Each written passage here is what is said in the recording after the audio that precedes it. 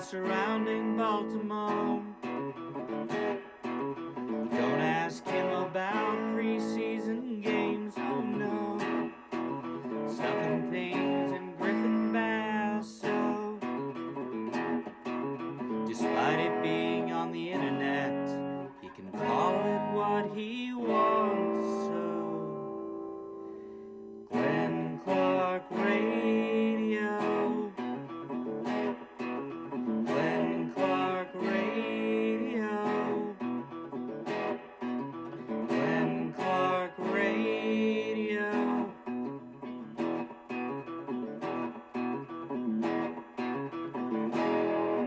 Duke sucks. Good morning. It's Tuesday edition of Glenn Clark Radio. That would make me Glenn Clark. He's Griffin, and a nice, breezy 178 degrees today. Appreciate cold front moving in. And It's not quite 170 yet. cooling things. Yeah, it's a good point. It doesn't get there until about 4 o'clock, I think. Hell of a time. Hell of a time. I just didn't go outside yesterday. Well, and I tried explaining this to people when I lived in Arizona, and they were like, God, how'd you deal with the summer? We were like, well, we treated it like we treat the winter in Baltimore. We just didn't go outside. Like, it's pretty simple. Like, we didn't have activities. We did that during the spring and the fall, and then we could still go outside in the quote-unquote winter in Arizona because it was like 60-some degrees. It was pleasant. This sucks. Last night we had Monday Night Trivia, of course. Not a great performance. Oh man. We also got reckless. We got reckless at the end. This is a separate season. Yeah, it's a new season. Not a great start. Got really reckless. It was a bizarre final question that I didn't understand at first, but then finally got it. It was like starting with the number 1, and you count up, what would be the first number that, as written with no spaces or hyphens, you wouldn't be able to play as a Scrabble word? What's the first number? Yeah, it's very convoluted because what they're asking is, do you know how many of each letter are in the bag for Scrabble? And what's the first one that would have too many of a certain letter? So, for example, we went with 66 because I was told there were not 2 X's in the bag. Gotcha. There's only 1 X in that bag. And that was correct, but apparently there's also only 2 F's. So 54 has 3 F's. You couldn't play it. It's a really... Gotcha. So 54 was the answer. 54 was the correct answer. Did anyone get that No right? one got it. No one got it. But we went all in. We went in for 15 points. For 66. Yeah. John Proctor got a little froggy, said, shot sure. Turns out, no, it was not the correct answer. But it's okay because I didn't really even understand the question at first. John on Little Rock said, I love hot weather. John, he also doesn't like the chamois kettle chips, so I'm not sure where we are with John. John, you know I love you. You know you're my guy. But it's been a trying 24 hours for you and I. There's only one sports. There were like 75 movie questions last night. The only sports question was who won the Women's College World Series. Oh, that's a it. Good one. List over of sports questions. And so Griffin obviously knows that was North Dakota State. Oh, yeah. So he got that. Sorry. You're a big horns up guy now? Is that what you're doing over there? Well, that's what it was, Texas, right? And it was, Yeah, but I didn't know you were such a horns up fella. Yeah, like 100 movie. I'm like, God, what did this turn into? If this is all this is, we might have to bail. Well, you got a good movie as we guy, know, though. I'm way more of a science man myself. But you got a good movie guy, so it's... Yeah, but they had the not a big AC deal. jacked to the tits. At the restaurant? At the establishment last evening because it was so hot outside. And as we were leaving, my cousin says, I kind of like walking back outside after it was so cold. I'm like, nope. I don't make one of us. I will deal with the cold every day out of the week, twice. I agree. You can always put add on, layers. You can always put on a sweater. You are always allowed to do that. When it's 1 billion degrees outside, you can't take your skin off. Well, I mean, you can, I guess, but I haven't tried it yet. You probably don't want to. That's my guess. Yeah, not ever going to agree with that thought process. On the program today, former Orioles reliever Jacob Webb. You might have noticed he's not, an Oriole anymore. He's with the Rangers. He came in last night, actually did a pretty good job of helping them work out of a jam. Didn't make a difference because they got dominated by the Orioles ace. We will talk to Jacob Webb about his new home. Also this morning, Ben-Pohrat is with Baseball America. Writer for them, former MLB consultant. He's an analytics guru, and he did a deep dive into Samuel Basallo, and it ain't going to slow the hype train down. It goes the other way. Like, he thinks it's even better than you realize it is. So we'll talk to him about that coming up a little bit later on today. Obviously, it was not Samuel Basallo who got the call up yesterday. That was, of course, the great Chadwick Trump. Great to have him back. Hell yeah, brother. This is Trump country. Enough of the lamestream media, the coastal elites. Everyone knows that Trump is great at starting rallies. Yeah, we're starting rallies. We're making baseball great again right here in Trump country. And he sure flailed at some pitches last night. He got a double, big two-out double. He did. It was a double, right? They called it a double. I think they did. I don't remember. You can double check on that. Moral of the story being, I'm not surprised. This is what I expected to happen. As much as we can quarrel over the decision making, the Orioles have kind of made it clear that this is largely how they're going to do their business. And their probably best argument, even if they didn't want to address the awkwardness of, hey, service time only matters if you don't intend to sign a player. Because their answer back to that could be, well, it takes two to tango. We can't just sign a player because we want to. They have to want to sign here. And so we have to make decisions not consider. We can say all of that. But if they didn't want to have that conversation, one of the better points they could make is this is the time of year where you should almost never call someone up. Who did the Reds just call up? Burns, Chase right? Burns, yes. You can make the argument this is the time of year where you should almost never call someone up because once they put the incentive program in place, it's really hard for someone who gets called up in late June or early July to end up winning Rookie of the Year or finishing near the top of Rookie of the Year voting.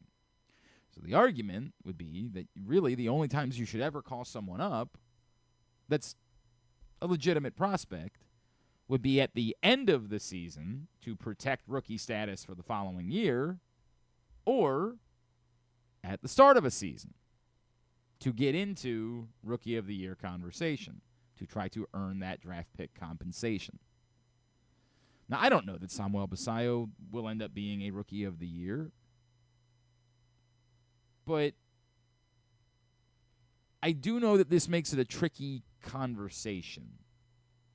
And it's an unintended consequence of what baseball was trying to do, which is get the best players on the team. Okay, well, it's not just opening day where you want to have the best players on the team. You kind of want to always have the best players on the team.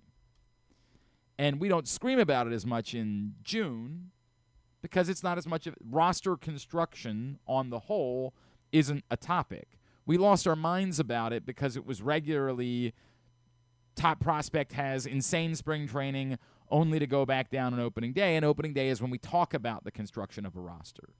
So baseball addressed opening day. How do we get the players on the team on opening day? Good. Mostly solved it. Mostly. I mean, it's a 1 week window that we talked about, obviously, with Jackson Holliday, but mostly solved it. The problem is they create this new problem. This is the unintended consequence. The unintended consequence is now in the middle of the season, and I'm not telling you definitively that Samuel Basallo would be a rock star, but with respect, I am confident that Samuel Basallo is a better option than Chadwick Tromp or Maverick Hanley as a major league catcher.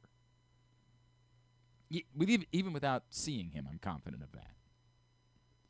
So the question becomes, how do you fix that?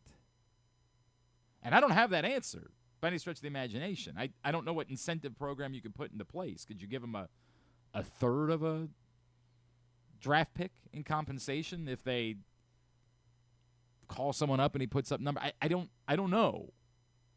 But it is an unintended consequence, is that there very much is really no argument when you do the business side of it for bringing up a player during this period of the year. It's kind of problematic. You're kind of shooting yourself in the foot because you're wasting rookie status and you can't get any compensation out of it. Now, that player comes up and helps and gets you into the playoffs, that's a different conversation, but none of us think that, For any team outside of the wild card, like kind of, or really honestly division leaders right now, it's almost tough to. Yeah. How could you ever do that? So, and it's funny because if we talk about how much better the National League is, but there's no like rookie running away with the National League race, so it's almost funny that then maybe the Reds are like, well, maybe Burns could still get in there. He's right? got the fourth best odds already right now. Chase Burns does. That's really funny.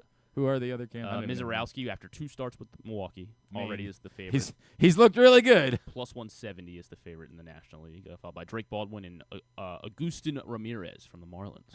I don't even know who that is. I've never heard of that. He's a slugger, plays first base, I think. Seems swell. Jacob Wilson, though, is minus 1,100 in the American League. We will talk about Samuel Basallo, who probably is not an option until the end of this year.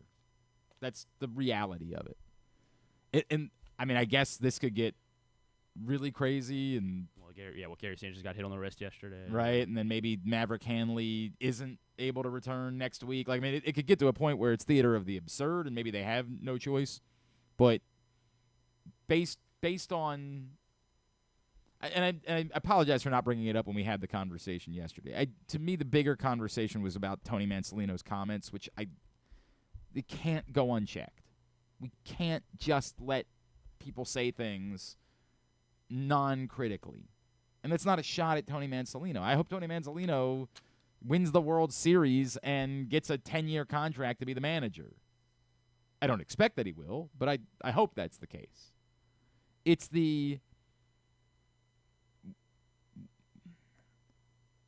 spin. That's not just fact because you say it's fact. It's that we're not willing to speak about other things. As far as the Samuel Basallo conversation goes, there's multiple interesting points. The conversation we had with Zach Moore yesterday where he said, well, he should be the everyday catcher. Well, as we said, he's not going to be. They're paying $10 million to Gary Sanchez.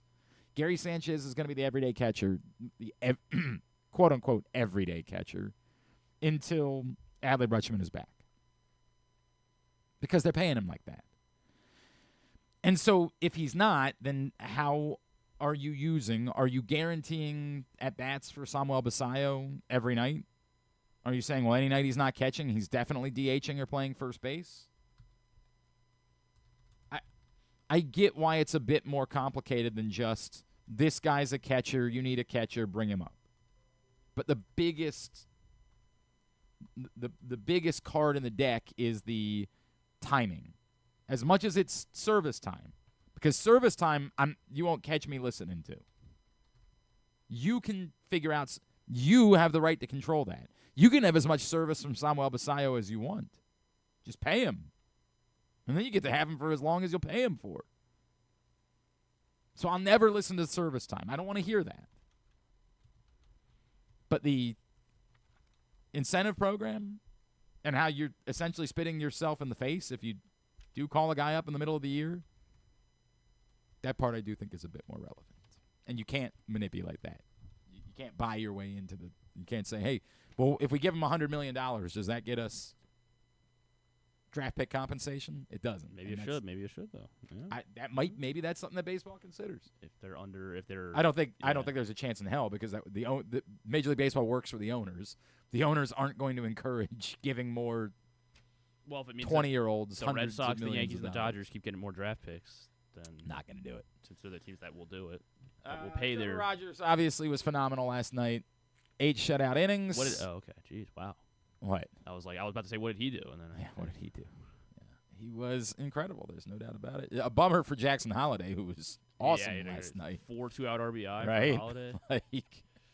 I maybe we keep a list of who's the hardest luck man of the match. I don't know who would have been for this season. Guys who have like great games and losses, right?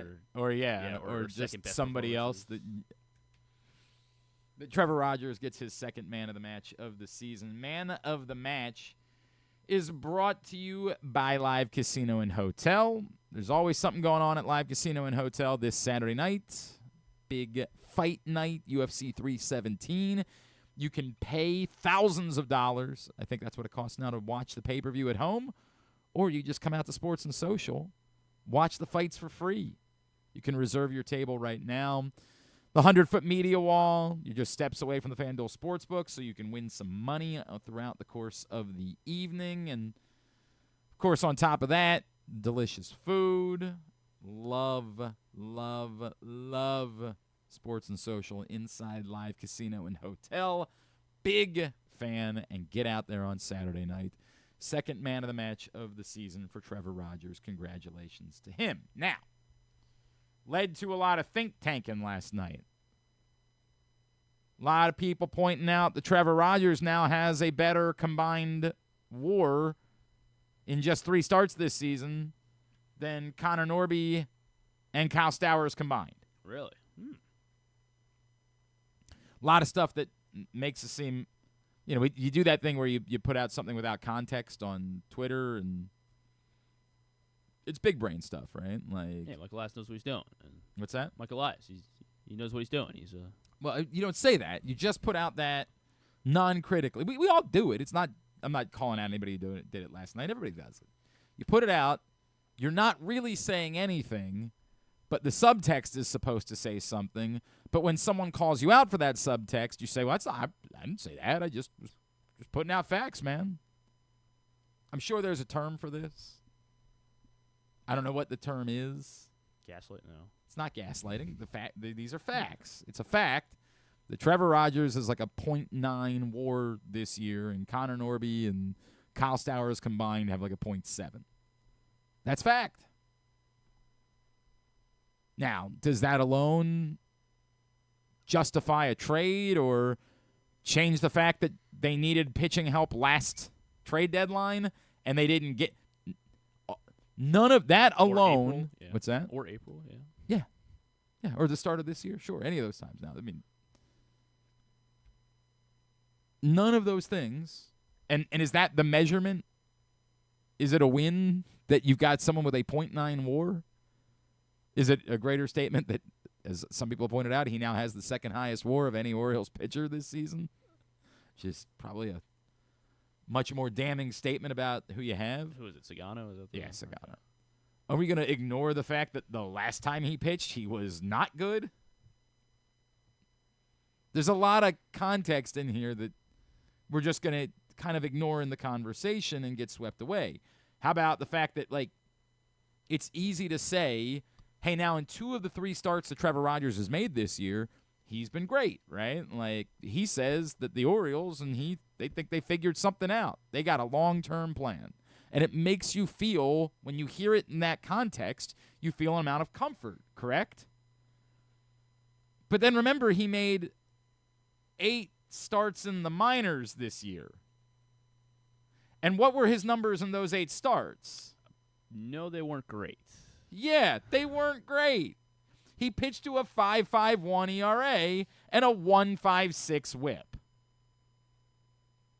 So when you present it in the context of, hey, in 2 of 3 starts that Trevor Rogers has made this year, he's been great, you can start to convince yourself that, like, boy, Trevor Rogers is a thing. And maybe he will be. But if I present the context of, But actually, Trevor Rogers has made 11 starts this year, and they really haven't been as good. Now, I haven't gone through the game logs of his minor league. Maybe he had another good start in there. I know that they started looking better after he went back down after the Red Sox game. Okay. But I didn't check his most recent start before the Tampa call up. To your point, he yeah. So he went 6 1/3 scoreless against Boston. Then he went 5 2/3, 2 runs in Norfolk on 7 hits. It's not awful. Yeah, and then he gave up 2 runs in 6 2/3, but 11 hits. Yeah, no walks. Okay.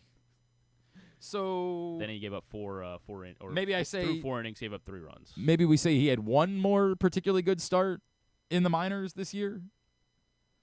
So if the context is he's made 11 starts this year and 3 of them were really good, then it's not quite as encouraging. And I'm not saying that to try to rain on the parade. I'm saying that because we do have to provide context and have fuller conversations and not just present what's neat for getting attention on the internet. And again, I know somebody will be mad at me because if I just did that, we probably have more listeners. I hope that what Trevor Rogers did last night is a sign of things to come because he was brilliant. But is there actual reason to believe that Trevor Rogers has turned a corner? No. Definitively no.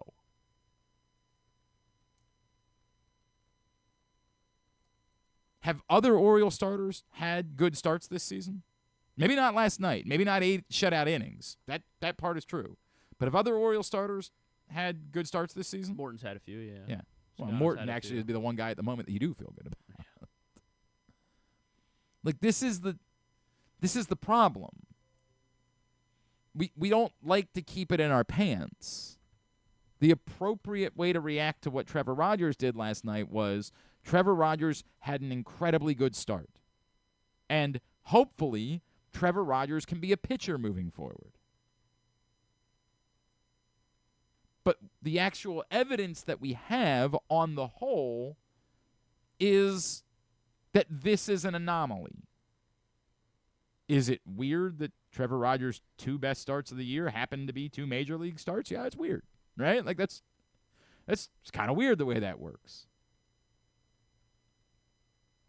If the 2 best starts that he had were the last 2 starts, and they were both in the major leagues, and they were both against good, then we'd start to say, hey, maybe there is something clicking here. The way that we are saying it about Charlie Morton, frankly. When there's a little bit of a track record, when there's a few that you string together, you can have that conversation.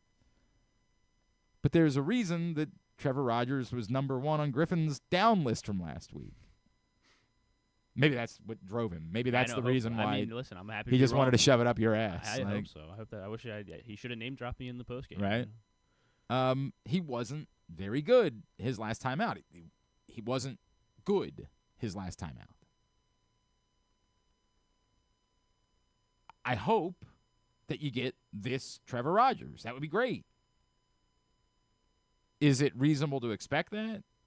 Is it anything more than anomaly? I don't have any reason right now to assume that. But that doesn't mean it didn't happen, and it doesn't mean that it isn't possible. Somebody would say I'm a nihilist. I'm not trying to ignore. What happened is what happened. When it happens consistently, you get fired up about it, right? There's something real there. They talked about it last night. Dean Kramer's gone 7 scoreless innings. He's gone 8 innings before. And then Dean Kramer turns around and is Dean Kramer again. At the moment, Trevor Rogers is worthy of being in the back end of your rotation. That's what you've got. And really, that's only based on the fact that you don't have better options. He had a brilliant start last night, and that's awesome. But it's nothing more than that. It doesn't change whether the one start does not change whether or not that was a good trade. One start does not change what Trevor Rogers will do. It does not make it suddenly predictive. There's nothing predictive moving forward. Maybe he'll have figured something out. Maybe we'll look back on this and say, that was the moment. But to be fair, the Boston start, you would have thought that could have been the moment, and it wasn't for Trevor Rogers. That wasn't the moment. He didn't follow that up by going back to the minors and just dominating and proving I have to be at the bigs.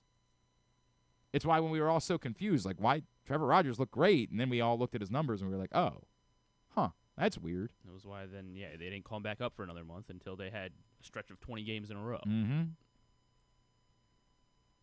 And then his first start back wasn't good. And I'm not going war on Trevor Rogers. It's not me saying that Trevor Rogers stinks and any of those things. It's just we got to keep it in our pants. And that contextless tweets does not an actual narrative make. Trevor Rogers looked unbelievable last night. I mean, really brilliant. And if there's anything in particular that you can... It's funny, I was about to say, like, he did... Even when he was in the minors, he kind of limited his walks, but I remembered, like, the start last week, he did not limit the walks. He got an 8-run lead. And then it almost felt like it was intentional, like, I'm not going to throw strikes because I'm going to see if I can get guys to chase because who cares if I walk a guy. He threw 3 walks and whatever it was, 2 2/3 innings. 2 1/3, yeah.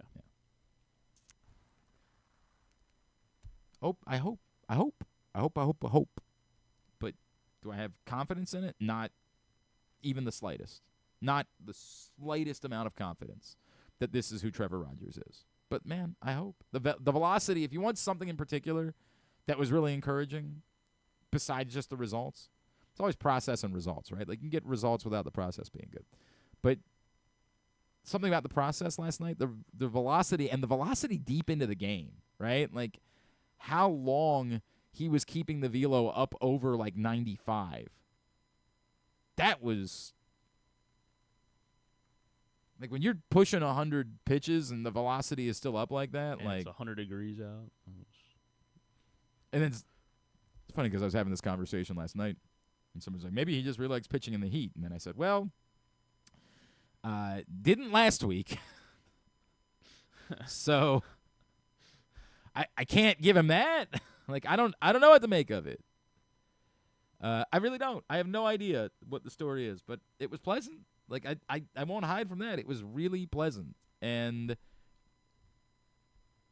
for everybody that went to the ballpark last night, it was, if you're going to deal with 1,000-degree temperatures, you might as well get it done in 2 hours. Get something for your troubles.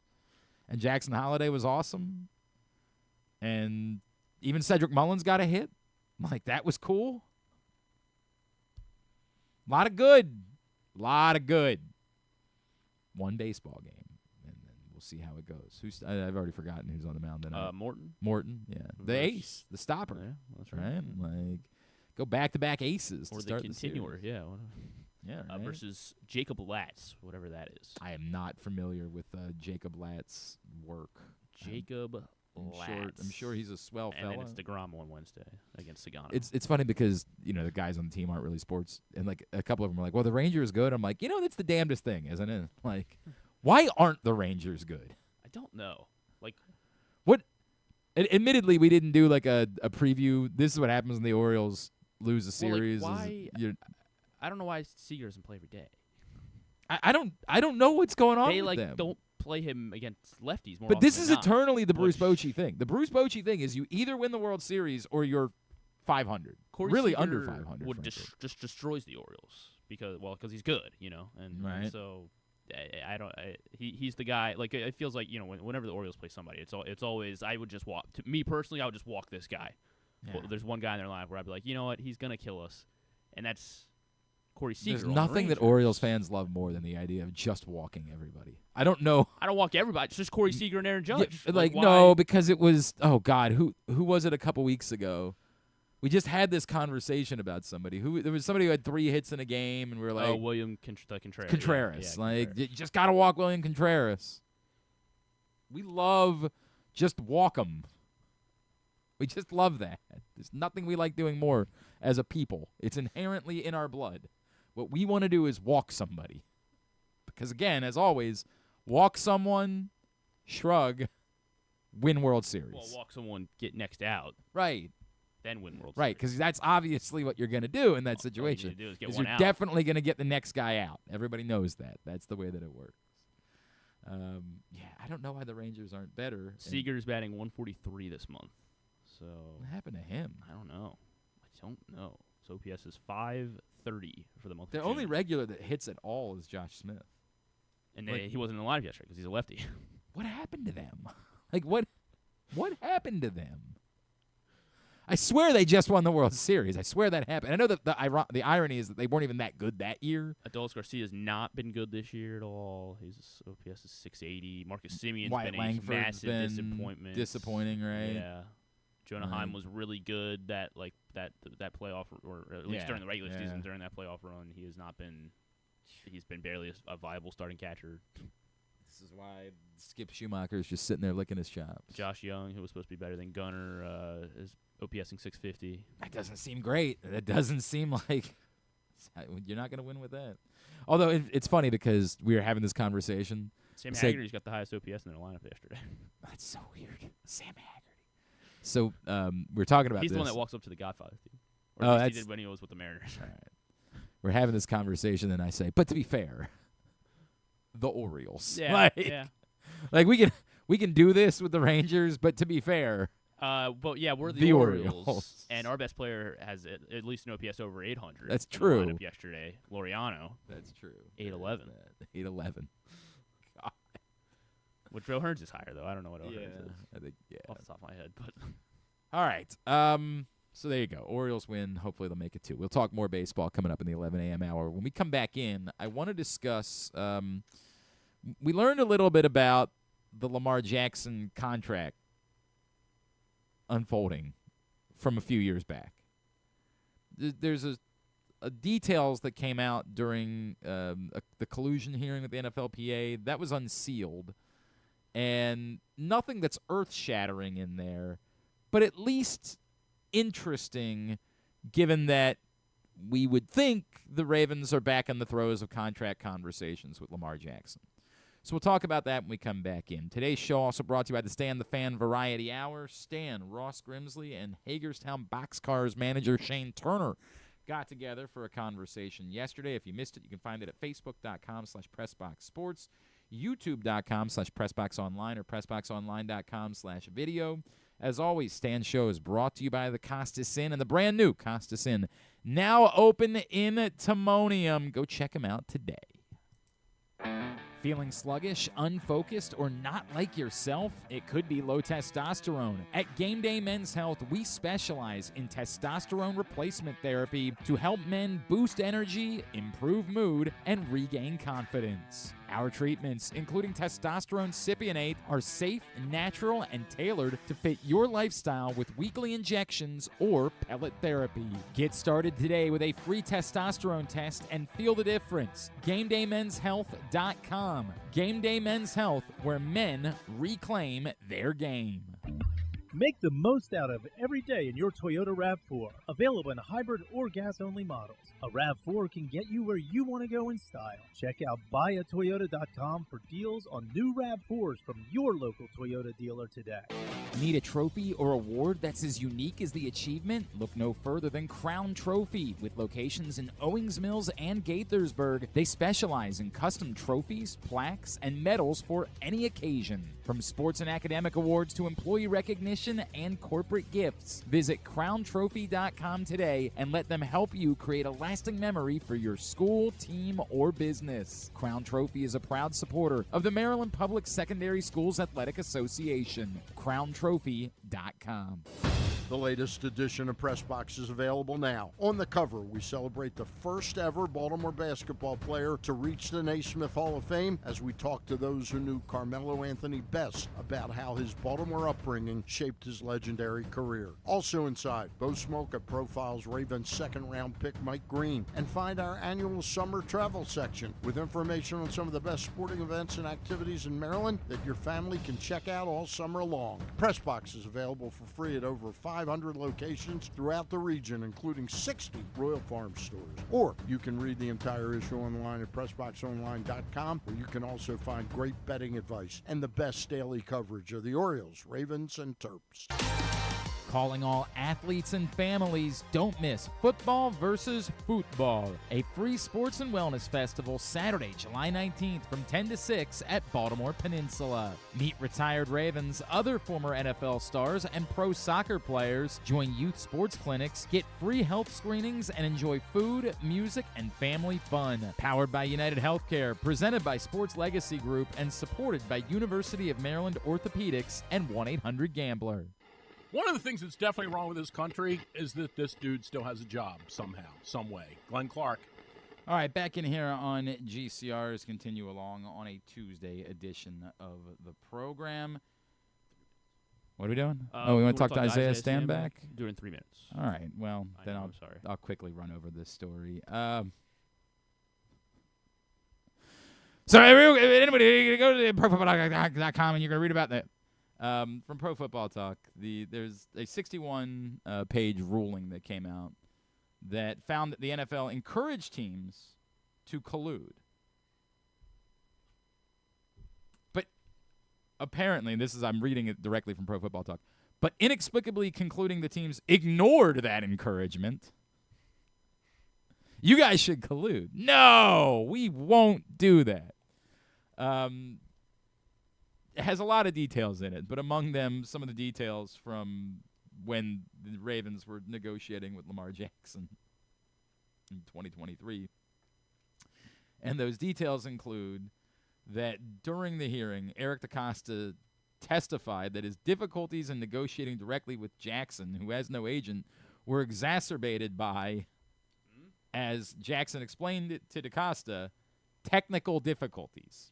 Quote, Mr. Jackson said the microphone on his phone was not working, making communications with Mr. DeCosta difficult, the ruling explains at page 30. Whether that was true or simply an avoidance technique is open for interpretation. Regardless, it's a tangible example of the practical impediments to getting a deal done between Jackson and the Ravens, blah, blah, blah, blah, blah. Now, it goes on. Here's what we said. The document also explains that Jackson wanted a fully guaranteed contract. Before the 2022 season, Jackson texted DeCosta, quote, I'm going to continue to request a fully guaranteed, in capital letters, contract. I understand you all don't, in capital letters, and that's fine, unquote. After the 2022 season, with Jackson's 5-year rookie contract completed, he again sought a fully guaranteed contract. The Ravens offered 2 different 3-year deals that the team, quote, considered, unquote, to be fully guaranteed.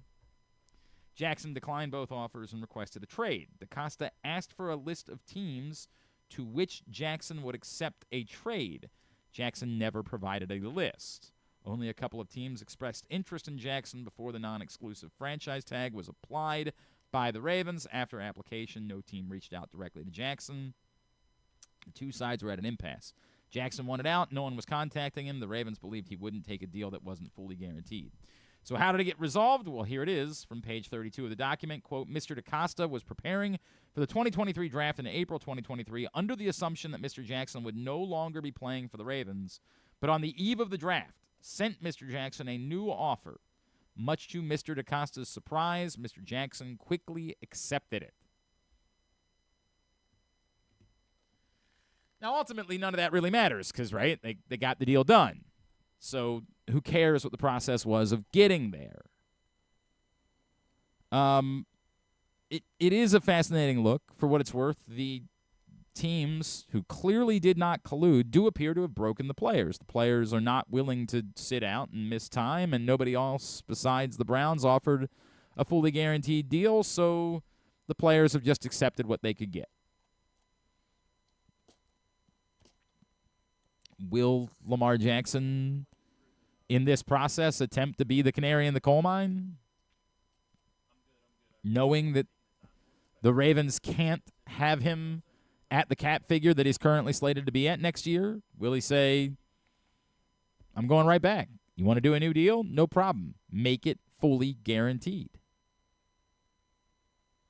I know I've got you. You can't have me play at this cap figure next year. So fully guarantee my deal. and we're good. Nothing to worry about. I don't know. I mean, it confirms that's exactly what Lamar Jackson was looking for. That's the one thing, is that we all kind of speculated that, but it was never – we got it. The confirmation was Lamar Jackson very clearly wanted a fully guaranteed deal. Very specifically, that's what he was looking for. His words. So knowing that they've got to revisit this between now and the start of the 2026 season, is there any chance that Lamar Jackson, who was asked about it last week and said, I'm not going to talk about it with you guys, which is his right,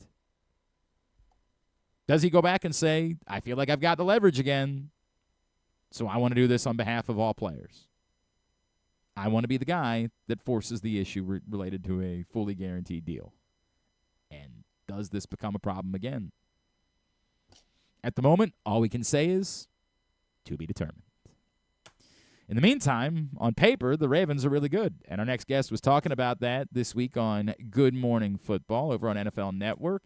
He is, of course, a former wide receiver, a Super Bowl champion, man who knows a thing or two about playing quarterback as well. And he's Isaiah Stanback, and he's back with us now here on GCR. Isaiah, it's Glenn in Baltimore. It's great to chat with you, man. Thank you, as always, for taking the time for us. We really appreciate it. No problem at all, man. How you fellas doing? Everything's great. I just wonder, before I get to, because I know what you guys were talking about with the Ravens and the roster, this we learned that Lamar Jackson was specifically seeking a fully guaranteed contract. Is there a part of you as a player that's like, hell yeah, go Lamar? Like, is there a part of you that says, like, I want him to try to use, it was obviously very nerve-wracking for us in Baltimore going through it the last time, and he can't. He's got a astronomical cap figure the Ravens cannot work around for 2026. He would presumably have a lot of leverage. Would you be inclined to hear him out and say, I hope he's going for another fully guaranteed deal, because the players deserve that? Yeah, I think if there's anybody who's worthy of a fully guaranteed deal, you have to put Lamar Jackson in that conversation. Talking about somebody who's a two-time MVP, which I believe should be a three-time MVP in this league. Obviously, he hasn't done the ultimate thing that everybody always judges quarterbacks by, which is win a Super Bowl yet. But that's something that he's definitely on track for. But he's one of the greater talents that this league has ever seen. I understand it from both sides. From the player side, of course, I'm like, heck yeah, go get your bread. Right. You're worth it. You've proven it. You're that important to your team. But from the organizational side, I understand how physical this game is and the security that they need in regards to player safety. So I understand it from both sides, but if he can pull it off, I definitely want him to go get it. I know Deshaun Watson was able to pull it off, and they don't, for the most owner standpoint, they don't want to ever see that again, but I hope that Lamar can push the envelope. Ah, boy, it could become really nervy moments in Baltimore again. It could be a long offseason, next offseason, but hopefully they go win a Super Bowl and then, just give him whatever the hell the man wants after that. Yeah, he does that. They got to answer the call, that's for sure. Let him play at an $80 million cap figure. Who cares? You just won a Super Bowl. That's the way that it works. Isaiah, that it's the question that we eternally, and you guys are dealing with it. On paper, the Ravens look utterly loaded. I mean, there's just the biggest weakness on paper is special teams, right? Which is a weird world for the Ravens because they're going to have an inexperienced kicker and a so-so punter. But as far as offense and defense is concerned, there's really no area of weakness provided they stay healthy on this roster. But they've had good rosters the last few years. That's not new. This might be particularly, obviously adding in Jaire Alexander if he stays healthy is great, but how does that translate? What's the disconnect from everything we're all going to say? We're all going to say the same thing. On paper, they deserve to be, a Super Bowl favorite, which they are by betting odds, but they've still never even made it to a Super Bowl under Lamar Jackson. How do they bridge that gap? Yeah, it just comes down to consistency and chemistry. Now, those are the two elements that you have to factor in when you start talking about a team that's as loaded on paper as Baltimore is. But at the end of the day, you have to be able to deliver in the playoffs. So first of all, you have to get to the playoffs, which is somehow, some way assumed nowadays. You got to work your butt off to get to the playoffs, regardless of how stacked your roster is. And then when you get there, you have to be hitting on all cylinders. You got to have the talent that can combat your opponents. And then you have to have the chemistry and consistency to go out there and put it on the grass every single play and finish out drives and finish out games. And that's where Baltimore has come up short in the past. But from the management standpoint, all you can continue to do is put guys on the roster, which, you're hearing guys like Jaire Alexander now. He goes out there and has the opportunity to be really what I consider to be the last infinity stone for that secondary. Right. Have 3 solid cornerbacks, have 2 solid safeties going out there and picking up Malachi Starks in the draft, all those type of things. So now that's in place, and then you have coaching staff in place. Well, obviously you got Coach Harbaugh, you got obviously Zach Orr on the defensive side of the ball, going into his second year at calling plays. Tyler Monken, so you have the guys in place, you have the coaches in place. Now it's just a matter of, okay, let's keep the system that we have, let's build upon it, and let's try to make sure that this chemistry aspect that doesn't get talked about enough is in play. And that's all you can do from the management side and hope that it shows up in the playoffs. Do you worry at all that this is becoming overwhelming for them? It felt in the Bills game like there were times where they were just getting outside of themselves, right? Like the Mark Andrews running across the field instead of just trying to go forward. That's not his game, right? Like he's an excellent football player, but that's not his game. And we know what Lamar can do on broken plays, but it's the playoffs. Is there anything do you worry that this playoff thing is in their heads? And if it is, how do you correct that? How do you get over that if that's the case? Yeah, I think it's something very difficult to overcome, but I think that you just have to continue to reassure the players that you have that you just need them to DYJ, do your job. When you have one of the downsides to having a stacked roster is the distribution of opportunities, right? And there's only so many balls that can go around. So you got to think about it. If I'm playing an entire game offensively, you brought up Andrews, he's playing 60, 70 snaps plus a game, and I may get the ball 2 or 3 times. Mm-hmm. When I get the ball, I want to make a play. Yeah. Right? I want to make the most of this, right? So you talk about somebody doing something outside of themselves. Well, it's not necessarily that they're doing something outside of themselves. They're just trying to make the most of their opportunity. But if you reassure guys that, hey, we just need you to do this, we just need you to play this particular role, and collectively we're going to be a problem, then you have a better chance at having the success. You have you limit the turnovers, you limit the drops, right? You limit those plays that you absolutely need. And the reason why I go to you in this play is because this is what you do best. So I think that you have to continue to drive home the fact that, hey, Andrews, I need you to convert, 3 first downs for us in the game. D. Henry, I need you to, fall for 5 yards every time. Lamar, we don't need you running around. Just go ahead and keep moving the chains, whatever that's required.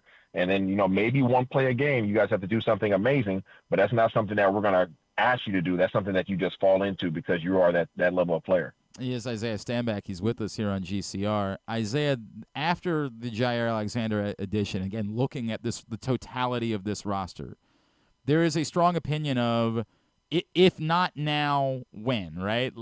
Everything has been that you've got the team, and to the point, again, if they stay healthy, that now if they fall short again, it's time to look at the coaching staff in the mirror and say, why is it that you haven't been able to get over that hump with this group that you've had together for the last few years? Is it fair that maybe this becomes a little bit of like a Super Bowl or bust at this point for this group of coaches, that they need to be measured by, can you win a championship with a roster that on paper feels championship worthy?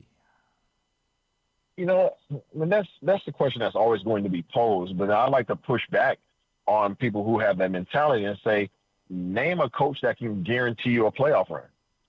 There's only a handful of those guys in the league. Mm-hmm. So regardless of how you may have come up short, the fact that you're even in the conversation every year, that is something to stand firm on. It's no easy thing to do, regardless of how stacked your roster is, to make the playoffs and then to be in a position to go to the Super Bowl.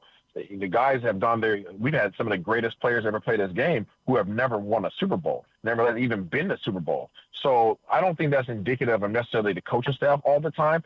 This is a coaching and a player's game, and both parties have to come to the party and show up. And it doesn't always work out in your favor. People are really good at what they do. Kansas City Chiefs obviously are really good at what they do. Andy Reid, those guys, they have it figured out. They have their chemistry.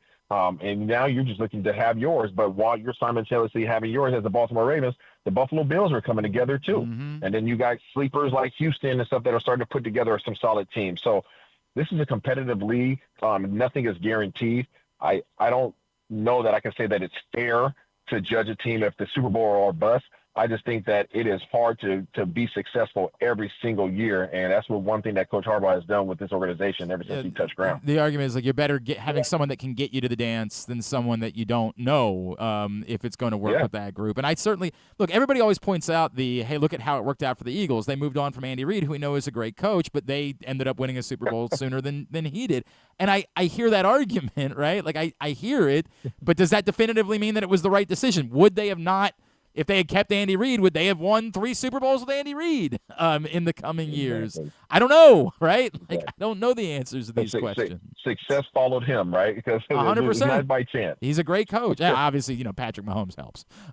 Let's not pretend like that's not part of the conversation as well.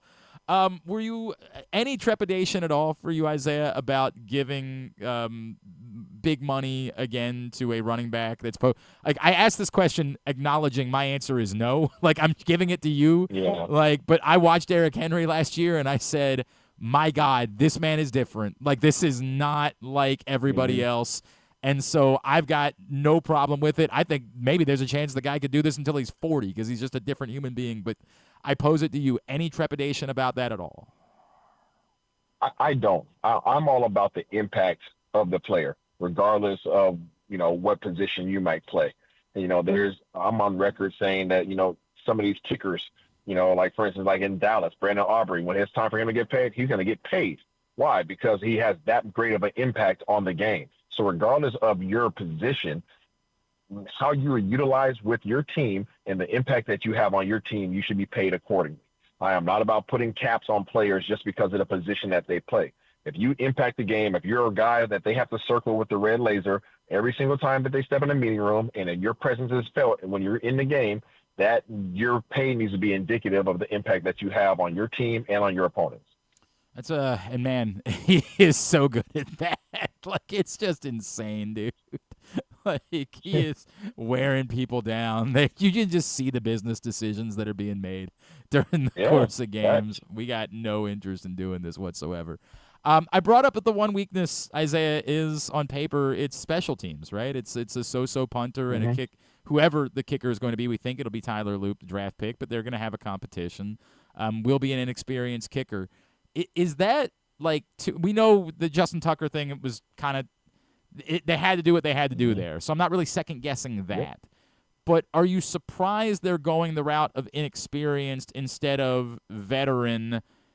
Just because there is so much at stake, and it's a lot to put on a rookie kicker to say, hey, by the way, like you miss a kick, it could be the difference in whether or not we win the Super Bowl this year. Are you surprised they're going that route?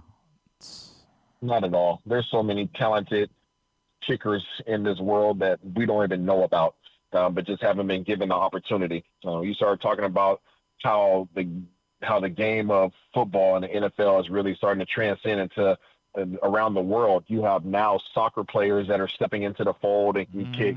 There's plenty of guys that are fully capable. They just haven't been given the opportunity. So going to a young cat that hasn't necessarily proven himself yet, well, he just hasn't had the chance. So, you have to give people opportunities to become the great, players like Tucker and all those guys. Those guys started out with no names at some point as well. So I'm all about giving those guys their due and let them prove that they shouldn't be in that position, and then you can go get somebody else. Who's the team that you don't think we're talking about enough as we start moving towards training camp? Who's the team that's like you're under the radar? I think they're going to be a factor this year, and I don't think we're saying enough about them right now. Yeah, well, especially in the AFC, I have to bring up Houston. Yeah, I really think that Houston's a sleeper team right now. I think that obviously they had a little quote-unquote down year last year because of the amount of injuries at the positions of impact. They talk about a quarterback, how effective can you be as a C.J. Stroud without your three he did in terms of Nick Caserio in the offseason. He filled all the holes, all the areas where they were lighting the box and lighting the butt. They stacked. Offensive line, they stacked. Running back, they stacked. Receiver, they stacked. So every area that they came up short because of lack of depth, he's addressed it. And I think that team is continuing to have momentum. That team is dangerous defensively. Everybody knows that. And I think offensively now he has about 6 receivers in the chamber to make sure that if somebody goes down, somebody can step up. Isaiah Stanback, I know it's at I am Stanback on Twitter is how folks can follow you. And back on Good Morning Football?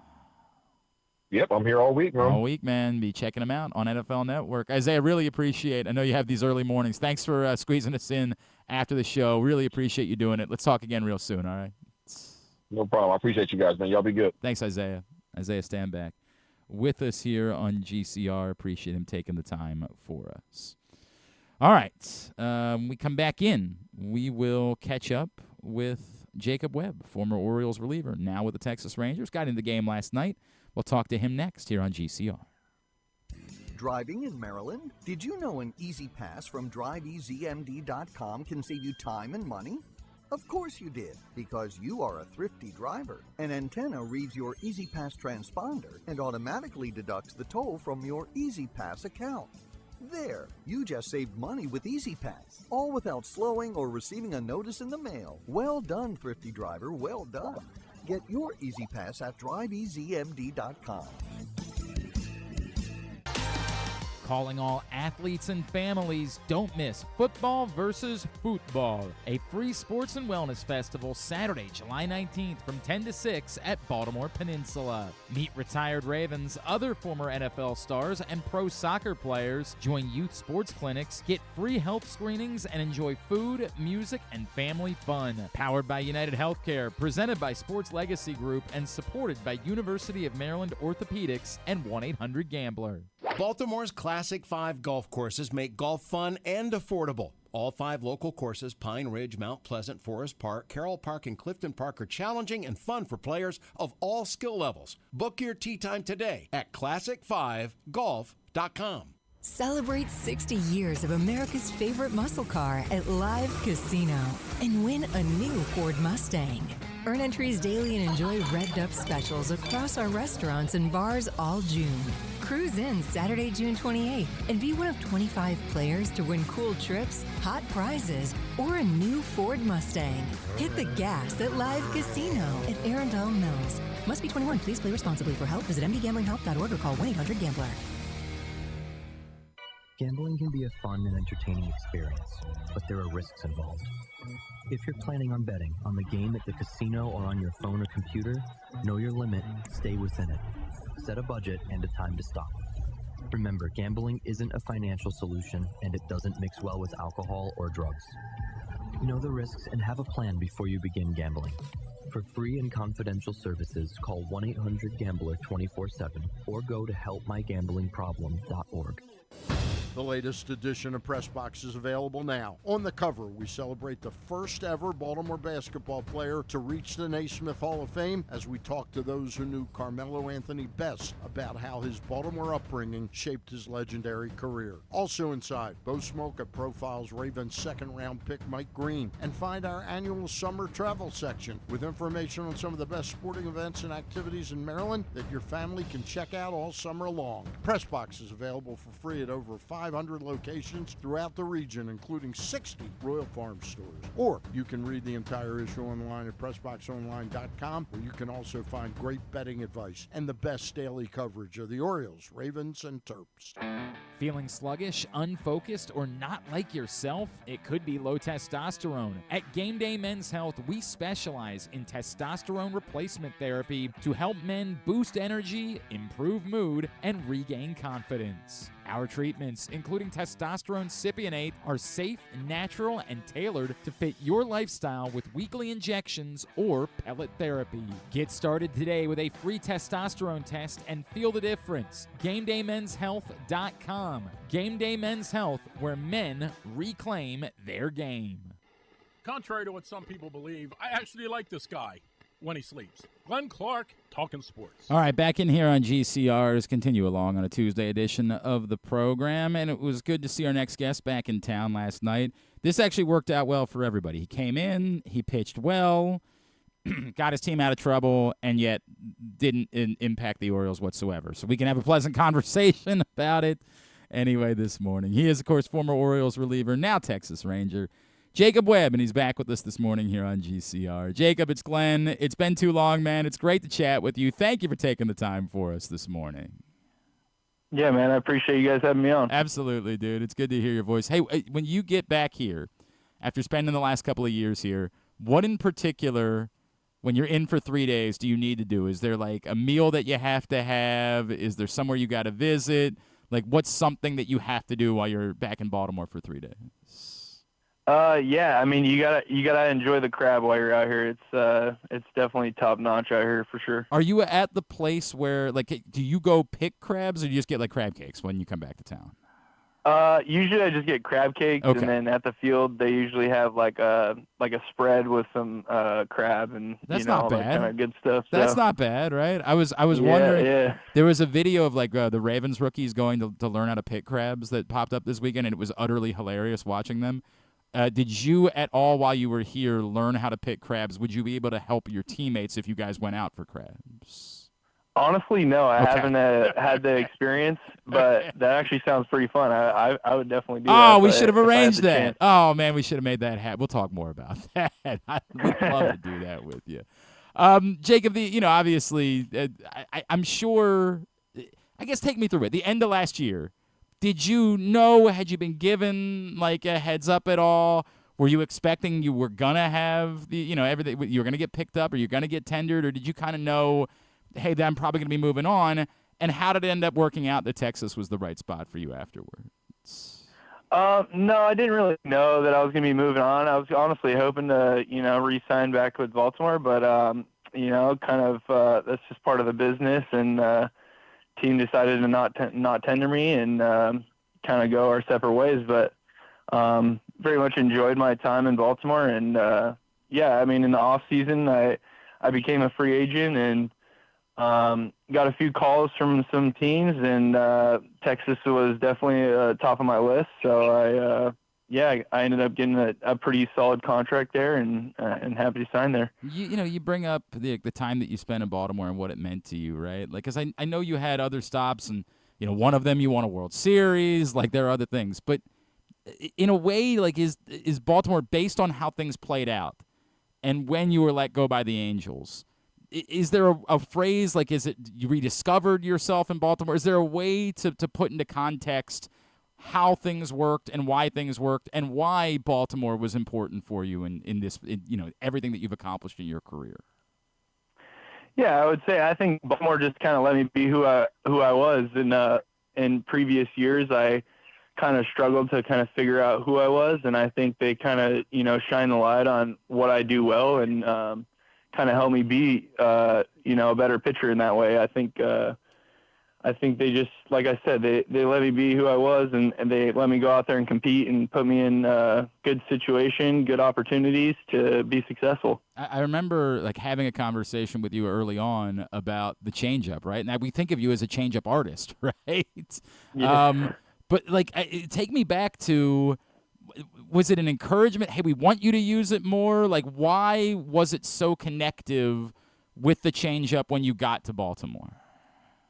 Yeah, they definitely wanted me to use it more, and most teams they want me to use it more. The most teams that I've pitched for, they've known that's like my better pitch, and I think, like I said, I kind of just gained some confidence knowing that they wanted me to use it more often, and I think that's what kind of brought it back to life a little bit. Jacob Webb is with us here on GCR. Jacob, obviously, we've been through the disappointments. I know you went through it too, right? Like in the postseason where it didn't work out. How difficult was that for the group of guys that you were with here in Baltimore? And I know you're not part of it any longer, so you can't speak to it at this point. But like, do you feel like that can have, when you go through that disappointment, there can be a bit of a hangover effect from that, because there are such lofty expectations, and this team was so good the last couple of years. Like, does it become a little bit of a thing, like mentally, that you get frustrated by how it worked out in the postseason? Yeah, I would say, it was very disappointing. I think anyone that gets to the postseason, we all strive to get there, right? And especially being on a good team. And kind of almost letting the city down a little bit. I feel like the city's been looking forward to that for a long time, and the fans definitely showed up when we ended up making the postseason. So I think it was definitely a little bit disappointing letting the fans down and also letting my teammates and team down. So. Do you are you the type that you can move on? I feel like you have to be that as a pitcher, right? This is the way it goes.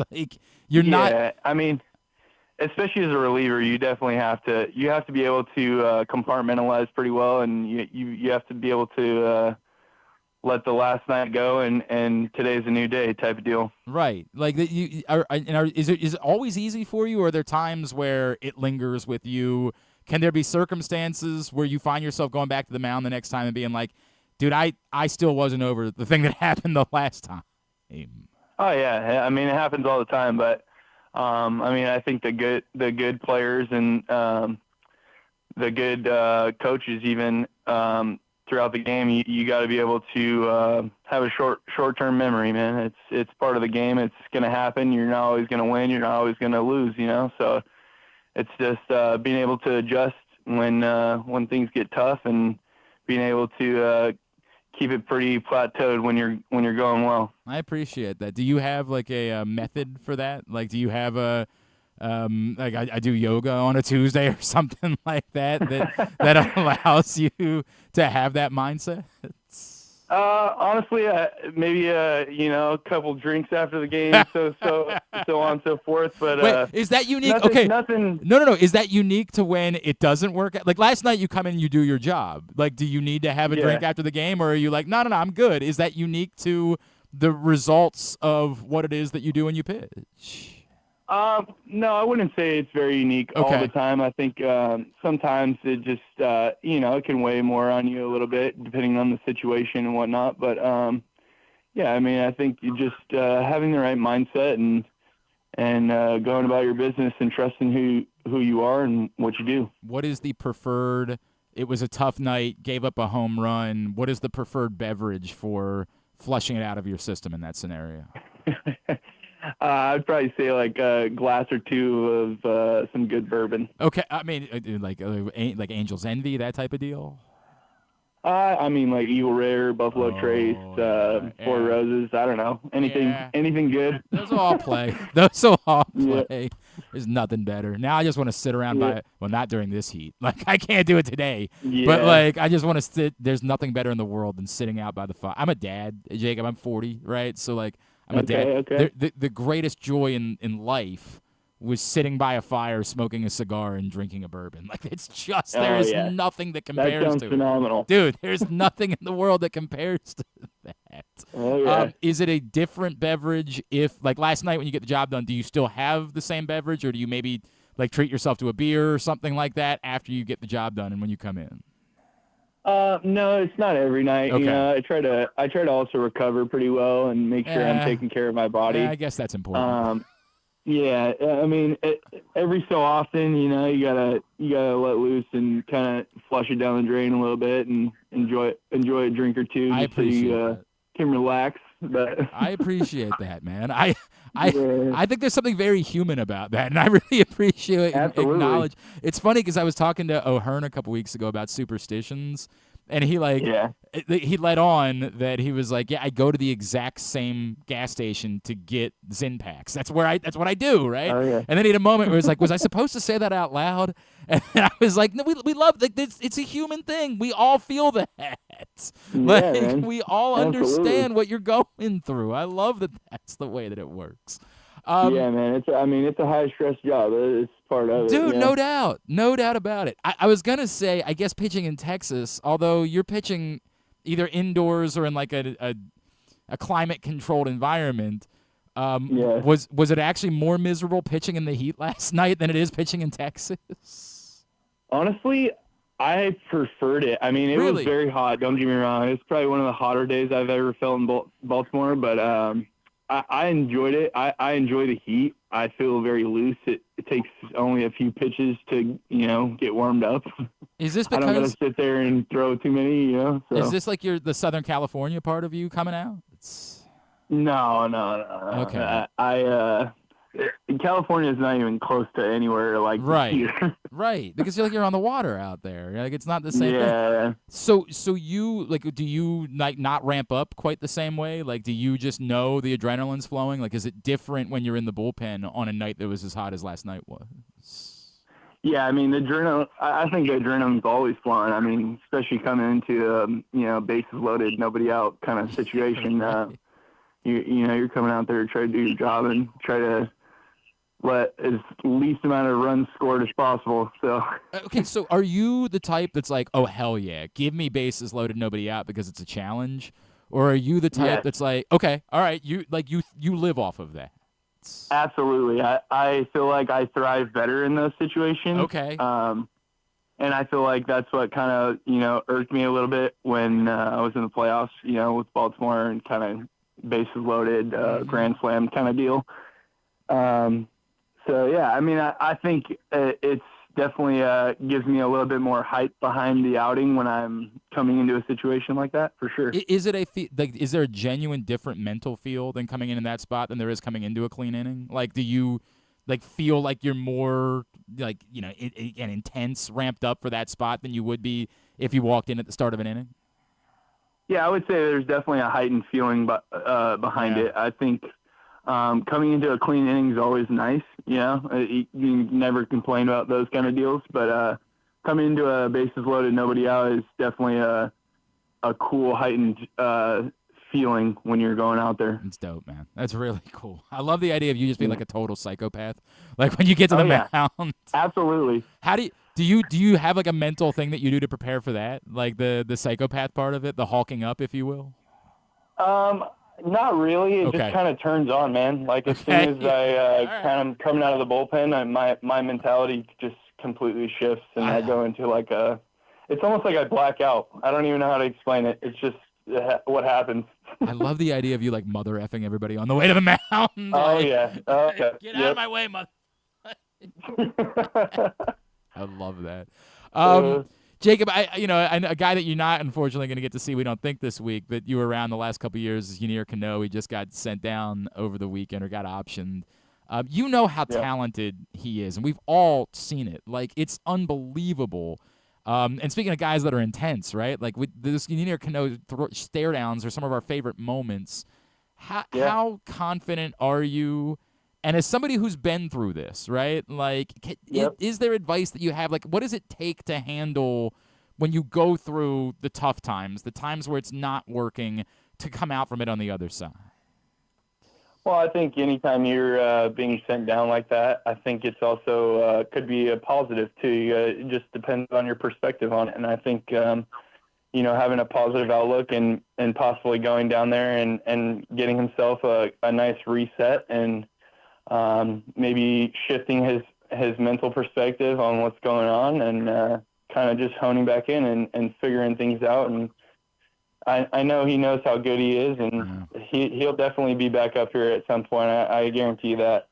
I've no doubt. Other than that, I think it's all mental perspective, man. You got a good Bruce Bochy story? Because I got to tell, I actually have a great Bruce Bochy story. I was covering the Diamondbacks in the playoffs in I don't know what year, 2007, something like that. And Okay. I had to go in and do post game with Bochy, and when I got in there, he didn't recognize me because I was living in Arizona at the time. And he said, "If you're gonna be in here with me, you're gonna have to drink a beer with me."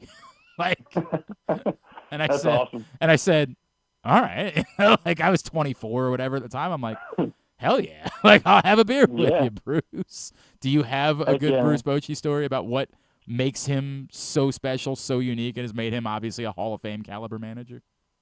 I mean, I actually don't, but I've only been around him for, a part of this year so far, but he's a great manager, man. He's awesome to be around. He's top notch. I mean, he's obviously won very many games. I think he's like 7th most winningest manager, or if not 6th, maybe, I think. I can't remember exactly, but I mean, he brings a culture around him, and it's very special, and it's fun to be around. Have you gotten to know Skip Schumacher at all since he's been there? Yeah, I talked to him a little bit. I haven't talked to him a whole lot, but Okay. yeah. I know a few conversations here and there. He's another guy that like everybody raves about how unique he is and like what kind of perspective that he brings. And like selfishly, we've been trying to get to know him because we might need a manager in Baltimore at the end of the year. I assume you were bummed for Brandon the way that went out for him. Like I'm sure that was really disappointing for you. Yeah, I mean, I thought Brandon was a good manager too. I think he was very much a player's guy, and yeah, I mean, it was sad to see anybody lose their job kind of like that. It's a tough situation, but it's a business, man. I hope all the best for him. I hope he ends up finding another coaching job somewhere at some point. And we hope the best for you. Just not wins this week. Like you understand how that works. Yeah, well, hopefully we get some wins before we come out of here. I understand that. Jacob Webb, is there anything at all? You're not really like a big social media type, right? No, yeah, I don't have any social media. I didn't think so. Dude, it's great to catch up with you. Happy that you're having success. Wish it was still back here. Appreciate everything you did during your time in Baltimore, man, and look forward to catching up with you again as it goes on. Thank you for doing this morning. We really appreciate you. Yeah, man, I appreciate it. Thanks for having me on. Jacob Webb, of course, I think a lot of people associate Jacob Webb with what happened in 23, ironically, of course, against the Rangers. But Jacob Webb was a really reliable bullpen arm for this team for the last couple of years. And in 2023, he was a revelation, right? Like, he was one of those guys that when they picked him up, we kind of snickered at, right? And like, who is this guy you're giving a roster spot to? And then, if I remember correctly, like he didn't allow a run for like the first month he was in Baltimore. Pretty sure that's why we had him on. Like we tried to get him on because it was like he was a revelation. Because it wasn't technically a trade acquisition, but he came up like August 1st or whatever. He was released, it was just they just got rid of him, waived, whatever it was. And we like kind of laughed at it. Like, okay, I'm sure Jacob Webb's going to be the answer for the Orioles. And all of a sudden, a month later, we're like, holy crap, who is this guy? And then, unfortunately, he gets measured by what happened in the postseason that year. But it was a very reliable arm, pitched well. Again, you're happy for him that he's found a home. The argument that somebody would make is, all relief arms are expendable. Like, there is no difference between Jacob Webb and, your guy, Gregory Soto, Brian Baker, who's having success this year other than the other day. I hate that we have to put that caveat in. Yeah. Like, he really has been having a great year other than Sunday. That's the argument somebody makes. You should never give any money to a reliever because there's always somebody else. Well, the Orioles did give money to a reliever. They gave money to Andrew Kittredge. So they clearly think that some relievers are worth spending money on, but for some reason not Danny Coulombe and not Jacob Webb. I think on the list we were more perplexed by Coulombe than by Webb because Coulombe had been phenomenal. But yeah, I mean, happy for him and appreciate him taking the time for us this morning. I love the idea of you have a tough night at the ballpark and you're just like, well, I'm going to go have a scotch. I'm going to go. And then I'm not going to think about it and I'm going to go right back to work. It's just something I think everyone can associate with that feeling. Tough day at the office. You know what's going to make it better? Just going to go sit down and have a Buffalo Trace and he makes type money. He could probably get one of those cube or those ball, like an ice ball maker. So you get that one single ball, which is the definite preferred way to drink a bourbon. I don't have one of those in my house. I don't drink anymore, so it's not really necessary. But when I was, man, right before I stopped drinking was when I really started getting into brown liquor. And, I blame Angel's Envy for getting me into brown liquor because I was somewhere one night and somebody's like, have you tried Angel's Envy rye? And I said, I sure haven't. And then, I discovered heaven. What works for me is so my friends, like my good friends from like high school, they don't like brown liquor very much, but their dads do. Well, they're 20. I mean, you don't. Most people in their 20s don't enjoy brown liquor. I do.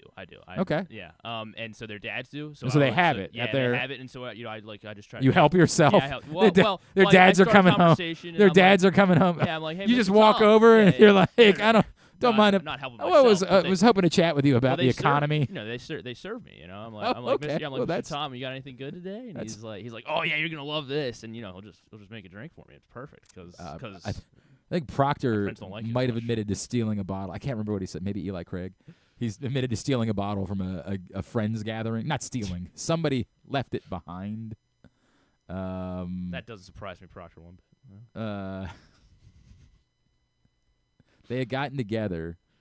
Elijah Craig, I think is what he said it was. Okay. And they had gotten together with a group of friends. I think like his wife and her friends and their husbands, I think was the deal. And they all got together, and someone left a bottle behind. And for a second, he was like, do I call? But they're all coming from different places. So, like, he's not going to see them. He's not. And so he was like, guess it's my bottle now. It's the way that it works.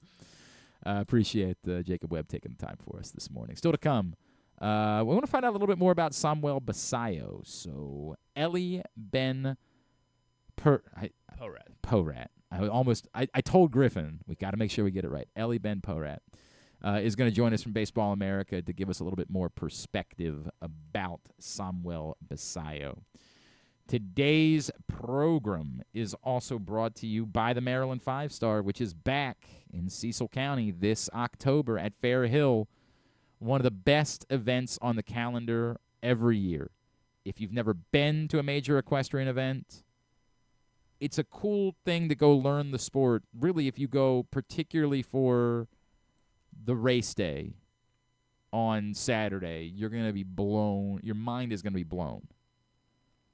But on top of that, it's just this unbelievable fall festival up in Cecil County. It's the Food and Wine Festival. It's the Corgi Cup. It's everything that surrounds the Maryland 5-Star. Maryland5star.us with the number 5. Really got to check it out. It required me actually going and checking it out to understand how special this event was, and I would encourage you to do the same thing. Maryland5star with the number 5.us in order to get your tickets. It's Glenn Clark Radio. This August, the PGA Tour's best are coming to Maryland.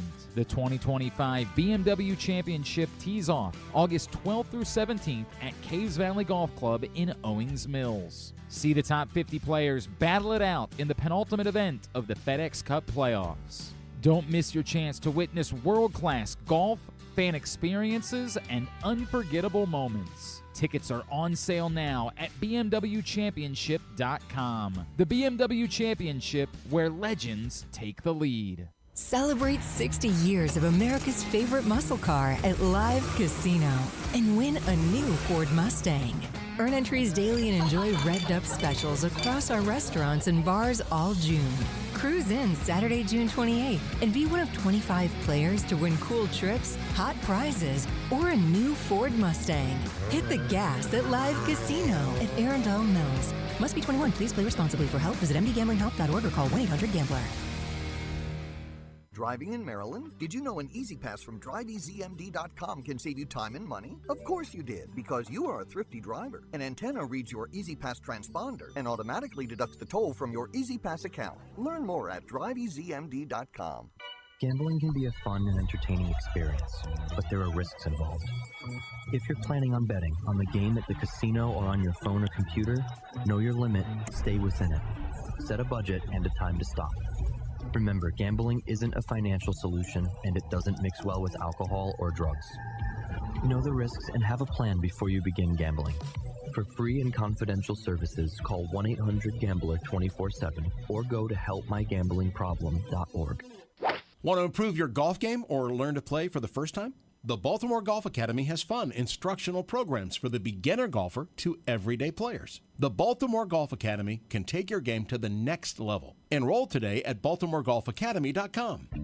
Whether your focus is luxury and comfort, convenience and technologically advanced connectivity, or sporty performance and aggressive styling, we've got the perfect Highlander for you. Check out buyatoyota.com for deals on new Highlanders from your local Toyota dealer today.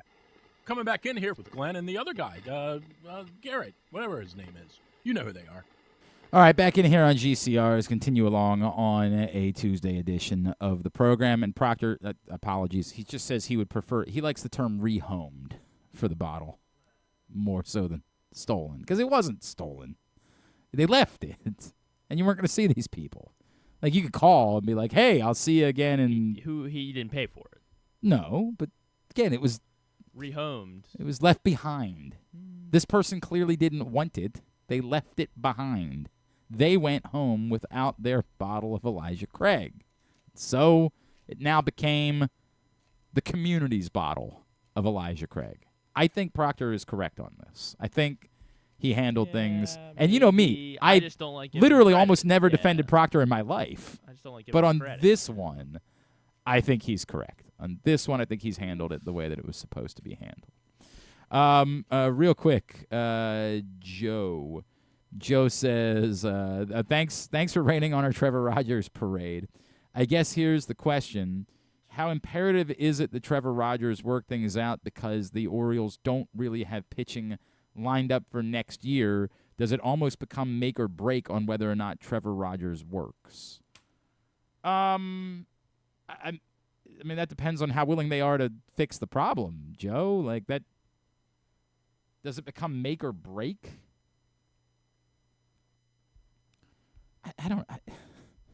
No, it doesn't become make or break. It would be incredibly beneficial to the Orioles' chances if Trevor Rogers were to become, like, we can point out that Trevor Rogers was an all-star once, but it happened 4 years ago. So now we're projecting to 2026. We're talking about something that happened one time 5 years ago. So to say that he regains his all-star form, I don't think he has an all-star form. Again, that's the anomaly. But, you know, if you think Trevor Rogers is going to be a top-of-the-rotation type of pitcher, I think you're going to be disappointed by that. But he is slated to be on the team next year, along with Grayson Rodriguez and, you know, along with Kyle Bradish.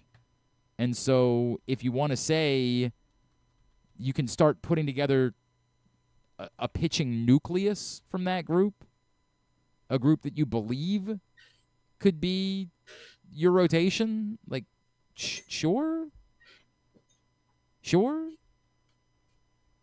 But no, Trevor Rogers doesn't make or break that. They need to do better than Trevor Rogers. I'd love for Trevor Rogers to be a thing. I would love that. That would be great news for everybody here if Trevor Rogers continues to be a pitcher. But no, make or break is kind of silly. They need to go get a top-of-the-rotation type of pitcher and not just continue to hope that Grayson Rodriguez can stay healthy and become that guy. Crazy thought, you could maybe have both. You're allowed to have more than one top-of-the-rotation type of pitcher. I know that's... In this city? I know, right? I understand. Had 1 year of one, and that's it in modern history.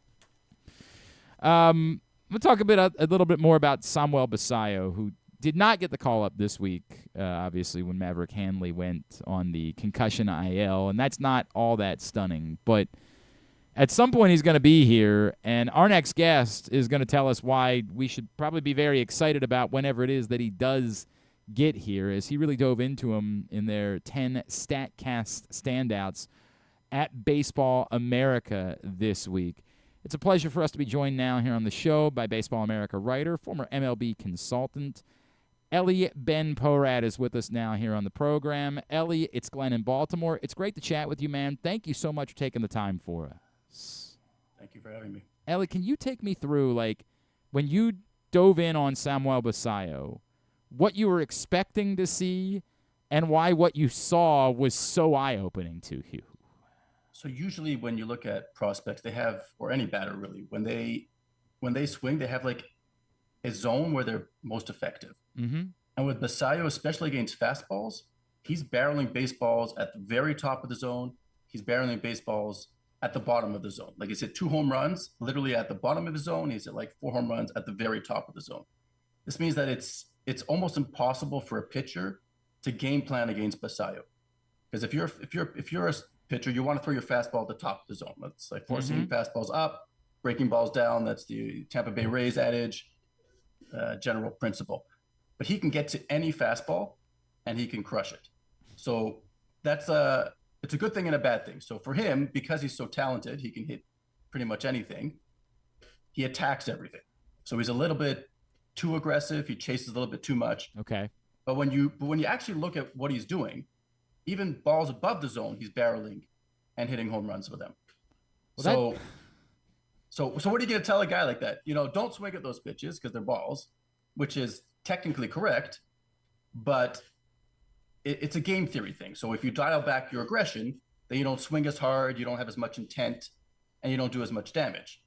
So it's like one of those questions I always ask myself.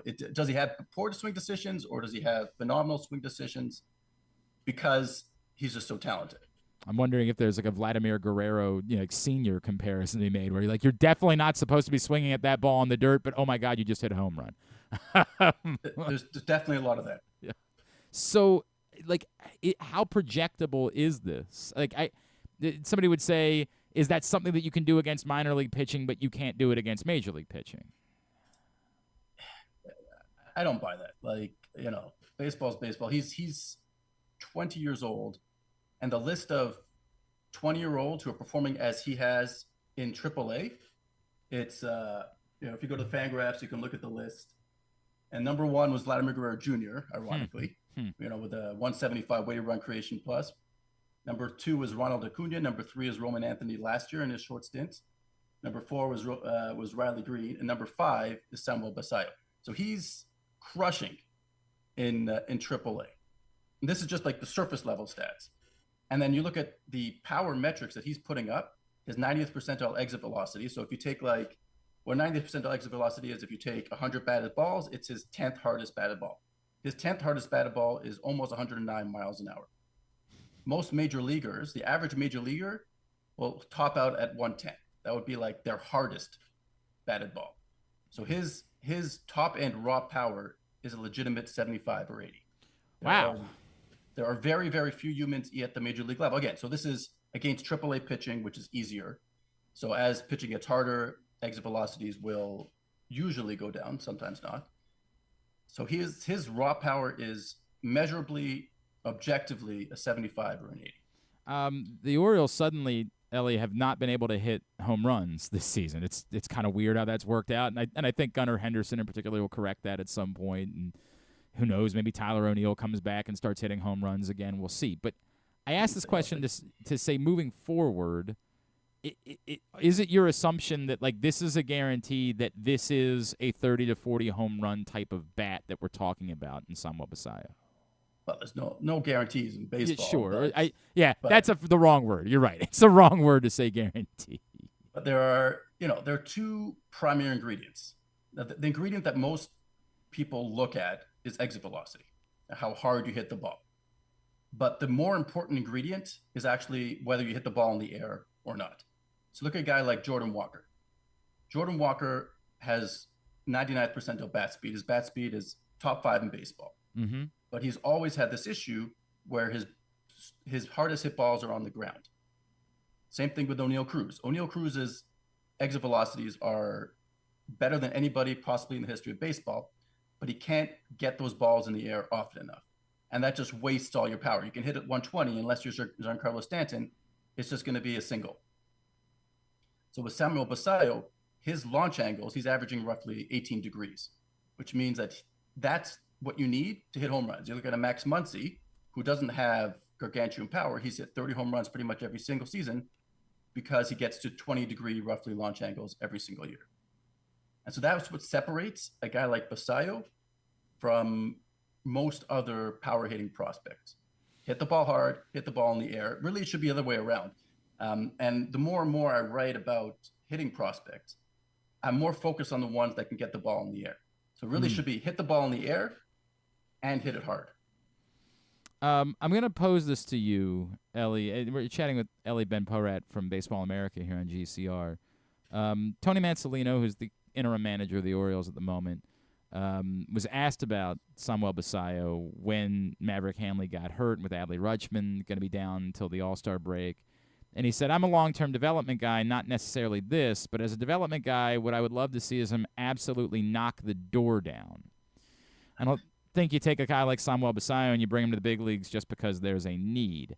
I think you bring Samuel Basallo to the big leagues when he's absolutely destroyed at AAA in all facets of the game. Now, the all facets of the game part, we can have a conversation about that because he hasn't caught a lot, right? But, like, knocking the door down, it's really hard for us to hear that and not say, like, well, what would you have to do in order to be considered knocking the door down? Do you feel like Samuel Basallo is knocking the door down right now? Yes. However, yeah, I think that's a silly thing to say because he has a 968 OPS in AAA as a 20-year-old. Like, it doesn't get better than that. Period. Yep.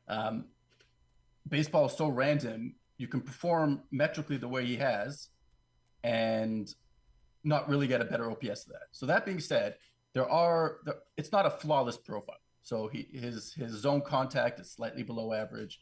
His chase is slightly below average. His in-zone aggression is slightly below average. So it's not like he's this perfect prospect with 0 warts that has nothing to work on. I mean, that's not really true of anybody. But his performance and the home runs he's hitting are not fluky.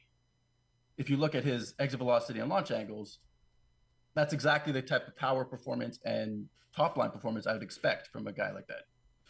Ellie, is it better to work on those things at AAA, or like at some point is that not really going to help you? Like, working on that at AAA isn't really going to be what proves whether or not you can do it at the big leagues. Like, you have to adjust to those things at the major league level. So, if he was just a hitter, yeah. Like if he was a Nick Kurtz. So when I looked at Nick Kurtz's data, broadly similar to Samuel Basallo, but a little bit older and a first base only profile. So hits the ball very hard, hits the ball in the air. But there was some swing and miss in the zone. That means that he would have to adjust. So if Basallo was just a hitter and that's all he had to work on, I'd say definitely 100%. Put him in the majors. Let him, yeah. Let him figure it out. Let him struggle for however long it takes. And like Junior Caminero, eventually he'll just figure it out because the talent will take over. But they also want that chance to develop him as a catcher. And catching at the major league level is really, really hard. I guess but I'm going to ask some existential questions here, sure, right? Go for like it. Ellie, it's a weird spot because ultimately Adley Rutschman's going to be their catcher, right? Like when he comes back in July. So it is an interesting conversation to me. Is it less beneficial? Should you just go ahead, get the bat to the big leagues, let him catch a couple of times a week? I really am skeptical that this is going to be a full 50-50 timeshare moving forward, the way that some people have suggested it, because I think Adley Rutschman's camp knows their greatest value is if he keeps catching, and I think they'd be beside themselves about the idea of it being a 50-50 timeshare. So, like, how far do you need to go in developing the catching side versus saying this is a bat that could help us right now at the major league level?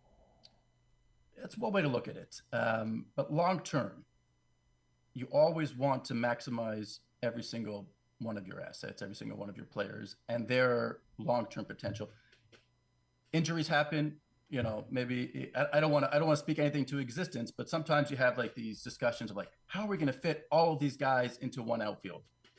Like the Dodgers have Quintero, DePaula, and Zaire Ho, but like, how are they going to fit them all into the outfield? Like, what do you do with this problem? Like the Orioles had way too many prospects.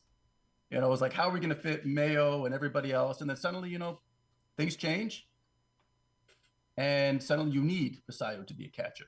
So you don't ever want to do anything that would diminish the chances that Basallo can be a starting catcher in the major league level.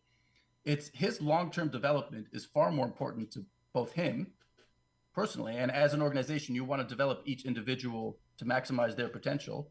and to the organization long term, maybe 3 years down the road. You know, Adley wants a $400 million contract, and for whatever reason, the Orioles won't give him that. That would be a shocker. So in 2 years, you might need Basallo to be your starting catcher, and you don't want to do anything to hamstring that development. And so some of this feels like, you know, look, he has an almost 1,000 OPS. We got to get him in. We got to get him in. And there's always like this free prospect, whatever. And sometimes he's only 20 years old. So a little bit of patience. We can't really know what he's working on with catching, whether he's ready to be a catcher at the major league level. He hasn't had that much experience catching at AAA, catching major league pitchers and dealing with those personalities, calling games. It's a lot. And you want to make sure that he's ready 100% before you do that. Because the other thing you don't want to ever do, and my biggest peeve with prospects, is the yo-yo. And I feel like the Orioles did Kobe Mayo a big disservice with this. When you call up a guy, you got to let him have a window that they can fail for an extended period of time, and they don't have to constantly look over their shoulder. Am I going to be sent down? And you don't want to bring them up and give them like one game every 4. Right. You're bringing them up to play, yeah. Yeah, so I think that with Mayo last year, like, his metrics also were astonishingly good. And they didn't really give him that just, here's your runway, and we're going to let you play through everything. Ellie, I'll add to the list. Like I brought this up earlier in the show. I didn't think that Samuel Basallo was getting caught up this week. I didn't think that was going to happen. And I can make arguments on both sides, but to me, the one that like kind of I think baseball has created a new problem. They had this great idea to put the incentive program in place to get guys on the roster at the start of a season in order, to reward you if you get into Rookie of the Year voting. But I almost feel like it has this opposite effect, which is that like there's almost no reason to bring a guy up in late June. Like you can't get him into Rookie of the Year conversation. It's too late for that. And so how do you bring him up before you can make sure that he still qualifies as a rookie going into next year? And I know it's a bit more existential thing, but I feel like it's almost baseball did the right thing in creating the program, but has created a different problem in the process because, I mean, I guess in Cincinnati they did it with Burns, but like it almost seems kind of silly for teams to bring up top prospects in the middle of the season. Yes and no. I'm sure it's a small piece of the calculation of whether to bring up a prospect. Yeah. But baseball's so random. You can be the best player. Like, look at Juan Soto. His metrics, his performance, it's exactly the same as last year. But like in the first half of the season, he hasn't been a 1,000 OPS guy. So you can be the best prospect in baseball, and maybe you'll struggle for a year. There's almost no guarantee that you'll come up and you'll be the best player or to win the Rookie of the Year. So possibly it's part of the calculation, but with a guy as good as Samuel Basallo, like we're talking legit 75 game power potential, like based on his metrics. You're not going to play games with that based on whether or not you might get an extra pick in the draft somewhere. You're going to you're like we're talking about a potential 5 or 6 win player. You want to maximize that player. You want to focus all your thoughts and decisions on what's best for that talent.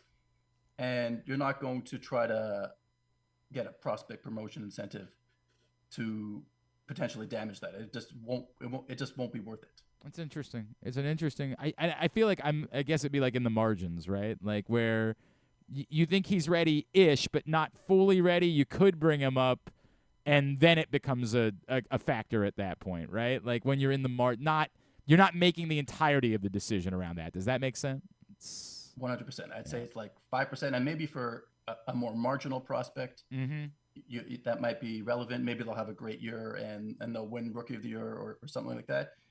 But with like you saw with Roman Anthony, like the Red Sox wanted to make sure that the things they had him working on, he was good. They were going to bring him up. Like, and it's not about playing games with PPI. Ellie, this is it's tremendous stuff. It certainly hasn't slowed down at all. The hype train here in Baltimore surrounding Samuel Basallo, who they might need to be that good next year because they got to find the power at the moment. Ellie, what all can we plug for you, man? Where can people be finding you? Obviously, baseballamerica.com, but what else can we plug? my X or Twitter. I don't know what to call it anymore. I'm sticking with this is a mama called it Twitter. I'm calling it Twitter situation. Like I will never. I'll be the old man yelling at the cloud. I'm happy to do that. And that's. I guess we should spell it out for people. So if you want to follow Ellie on Twitter, it's ELIBENPORAT. Yeah, just my name without the hyphen. It's you'll find me easily. I don't use any aliases. I guess I'm old like you. My name is my. I appreciate it. Ellie, great stuff, man. Really appreciate you hopping on with us this morning. We'd love to do this again. Thank you so much for taking the time for us. All right. Thank you so much for having me. Ellie Ben-Pohrat from Baseball America with us here on GCR. And this is someone who you can tell is kind of over the moon, extraordinarily effusive in what he's seeing data-wise about Samuel Basallo, and yet he still says, not yet. And thinks the catching part of the development needs to happen in the minor leagues and not the major leagues. And I can listen to that way more than the other part. Now, if you're being charitable to what Tony Mansolino said, somebody would say, why do you feel the need to be charitable? And I would say, because I'm a charitable guy. The part that I think bugged me, and not just me, but a lot of other people, was I would love to see him absolutely knock the door down.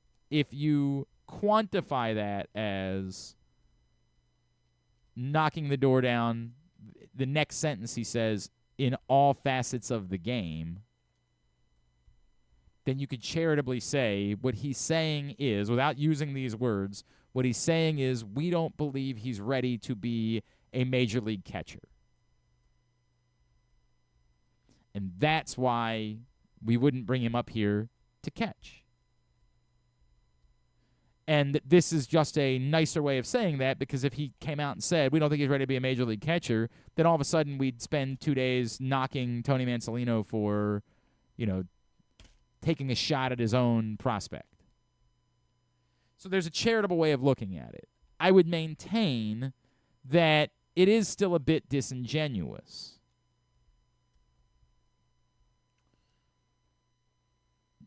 You can bring other guys to the major leagues that aren't ready. You care more about it.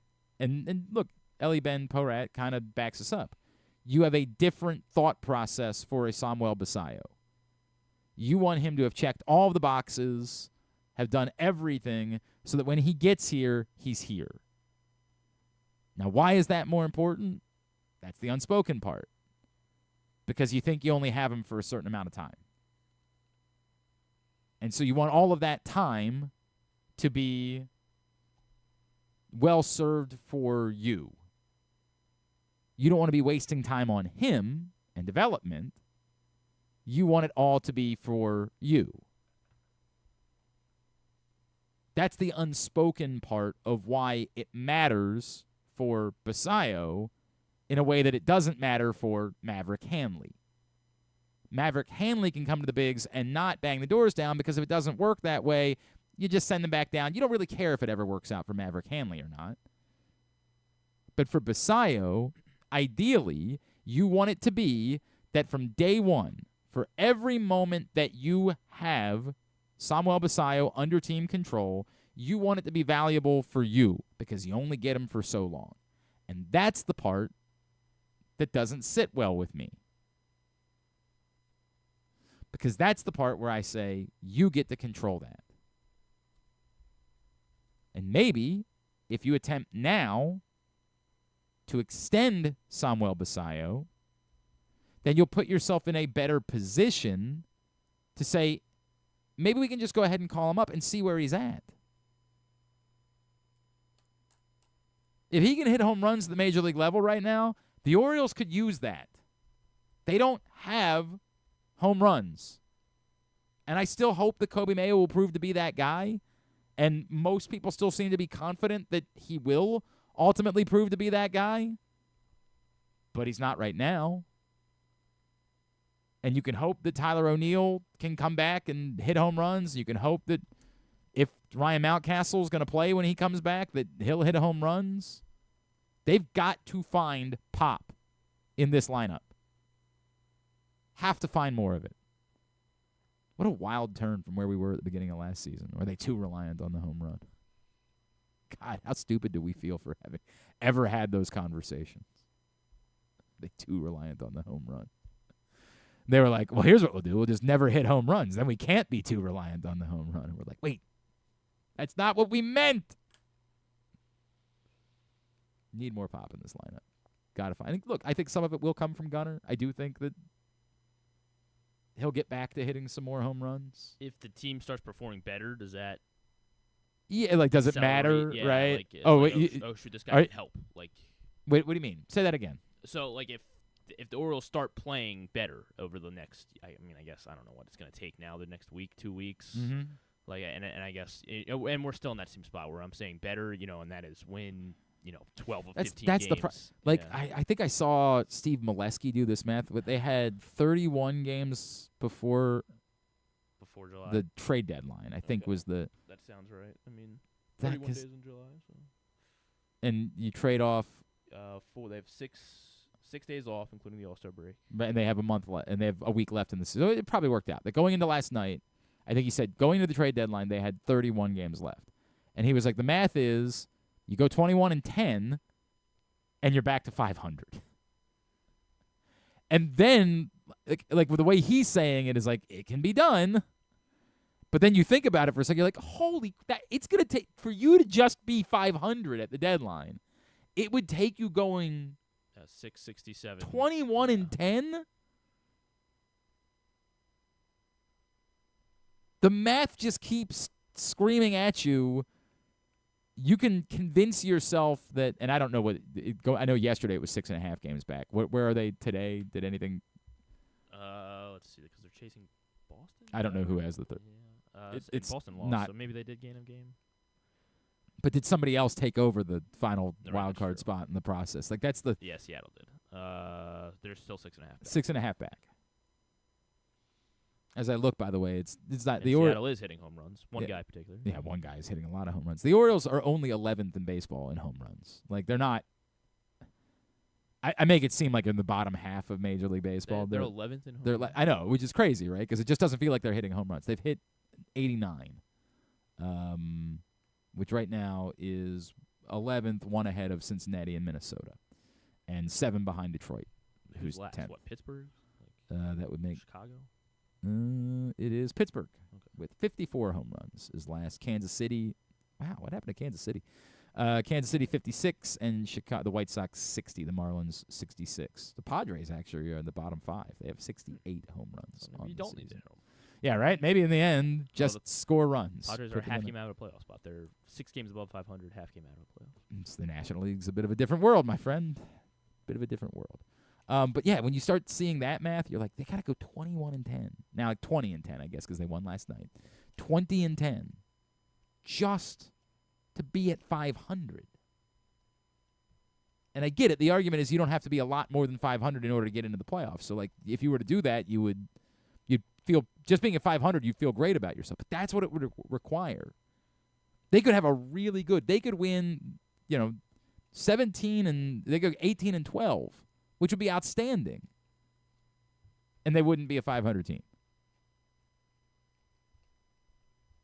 It's just the math is really difficult, man. It requires not good baseball, not better baseball. It requires a dramatic uptick in the quality of baseball that's being played. And to me, I think home runs have to be a part of that. But to your question, like, does that change the calculus on Samuel Basallo? My gut says no, right? Like, my gut says Samuel Basallo will be here no earlier than when they can protect his rookie status for next year. That's my gut. That it is. It's not that it isn't about development, but it's also about clock and it's also about timing. Like, that's my gut on all of that. And I'm not trying to dismiss, like, Ellie's point about, well, hey, down the road, he might be your catcher. That's true, but I don't think you can make your decisions based on what might he need to be 3 years from now. I think he can still work on, like, he can catch 2 days a week and work on catching and continue to develop as a catcher to the point where he could be your full-time catcher in 2 years, 2 to 3 years. In 2 years when Adley walks, yeah. I don't think Adley's going to be getting $400 million at the moment. I don't think that part of it is going to be in the cards. Today's show also brought to you by Game Day Men's Health in Owings Mills, Columbia, and Frederick. You know, I've been taking peptide treatment and peptide proteins the last month or so. I'm going back to be checked up on Thursday. And right now, what I'll be telling them is I feel good. I feel better. I feel more like myself. And look, it's not a miracle. It's not, oh man, all of a sudden I can go pick up a car. Like, it's not that. It's not. It's just to try to help you feel. Once you get to a certain age, man, you just don't feel like you. You feel sluggish. Things hit you different ways. And it's tougher when you're a parent. You're not getting as much sleep as you should be getting. There's just a lot of things that go into it. And the way that your physical health impacts your mental health is very real. You can become isolated. You can become, I know I've never been like this, but you can become difficult to be around. I mean, there would be people that would say that. I know I'm obviously Mr. Positivity and Mr. Pleasant all the time, but for some other people, they might become difficult to be around. You're right. Yeah, I mean, every morning I drive in. You're like, God, I just can't wait to be around Glenn. He's just.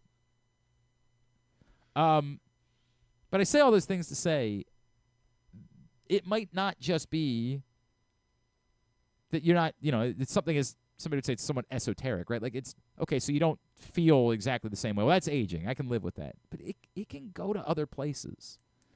And obviously, like, for me, it was just peptide treatment. But some people genuinely are low T.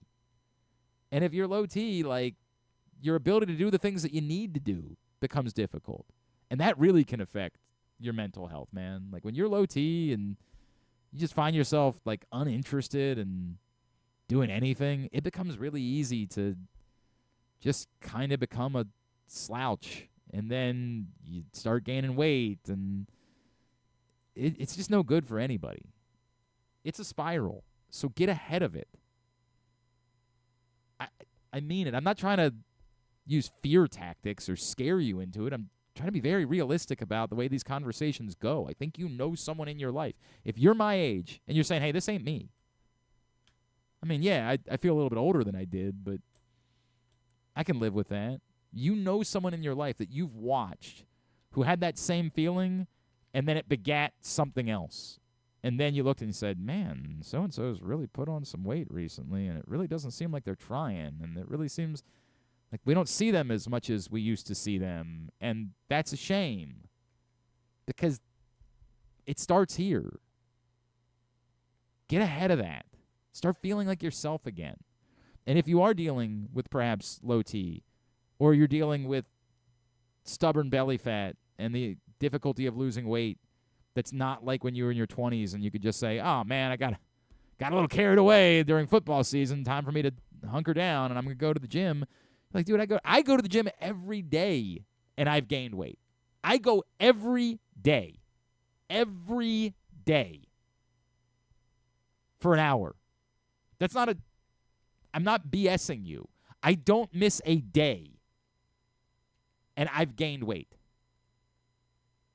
Because it ain't the same in your 40s as when you're in your 20s. It ain't the same. GameDayMen'sHealth.com is the website. Sign up for a complimentary testosterone test. Perhaps you're dealing with performance issues in the bedroom, and that absolutely can impact your mental health. Get ahead of these things, man. Give them a call at Game Day Men's Health in Owings Mills. 443-264-4454. Give them a call at Game Day Men's Health in Columbia. 443-266-3505. Or if you're out west, give them a call at the location in Frederick, 240-931-3717. Game Day Men's Health, where men reclaim their game.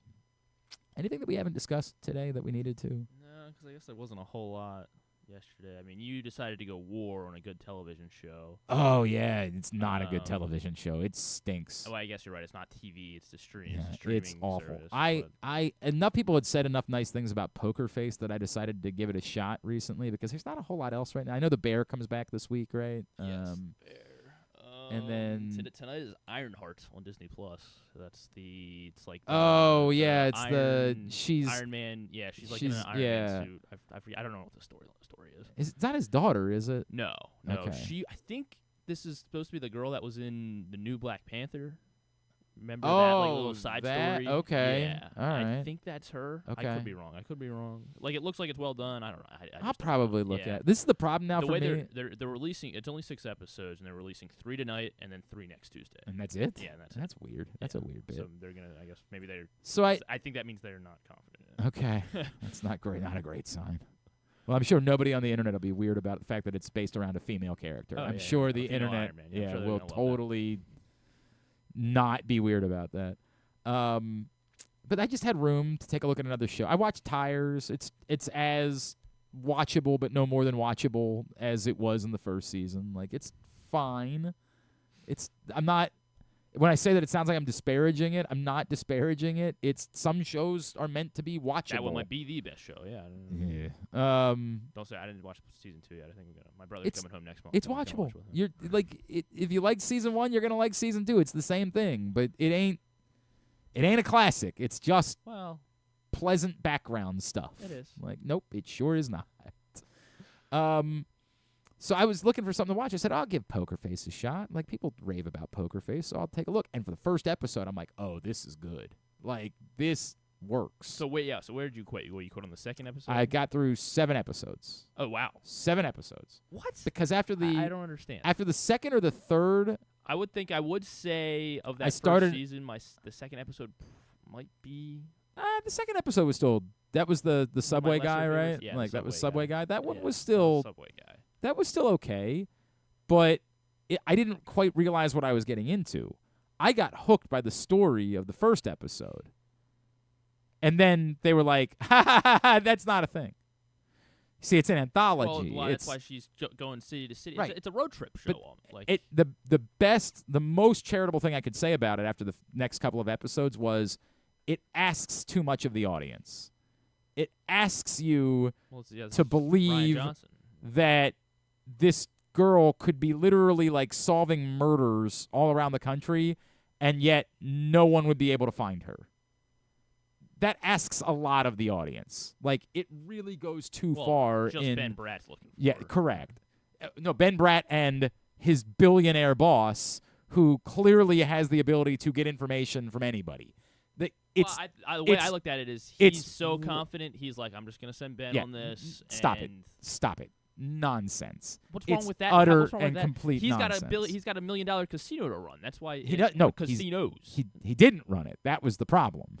He wasn't running the casino. He was just this ubiquitous presence, omnipresent, all-knowing everything. And so you introduce him as that type of character in episode 1, which is compelling, but then you find out they're the Keystone effing cops. They're boobs. The dumbest human beings on the face of the planet, because this girl is legitimately solving murders everywhere, and yet somehow no one's coming after her. They are. They're chasing her the whole they only reference that like once or twice in the 7 episodes. He shows up one time. One time he shows up. And you're like, oh, right, he's still a part of this thing. And then he's gone again. Well, then she gets away, yeah. And she then outsmarts him. She outsmarts him. It's so difficult I get it. So to accept the premise. But again, I can live with it's just asking. Somebody would say, you watch professional wrestling. Professional wrestling asks a lot of the audience. There's a zombie man who has powers of the dead. Like, I get it. Like, I understand that some things ask a lot of the audience. The Undertaker. Yeah. Okay. Right? Like, I understand that there are things that ask a lot of the audience, but the content needs to be good.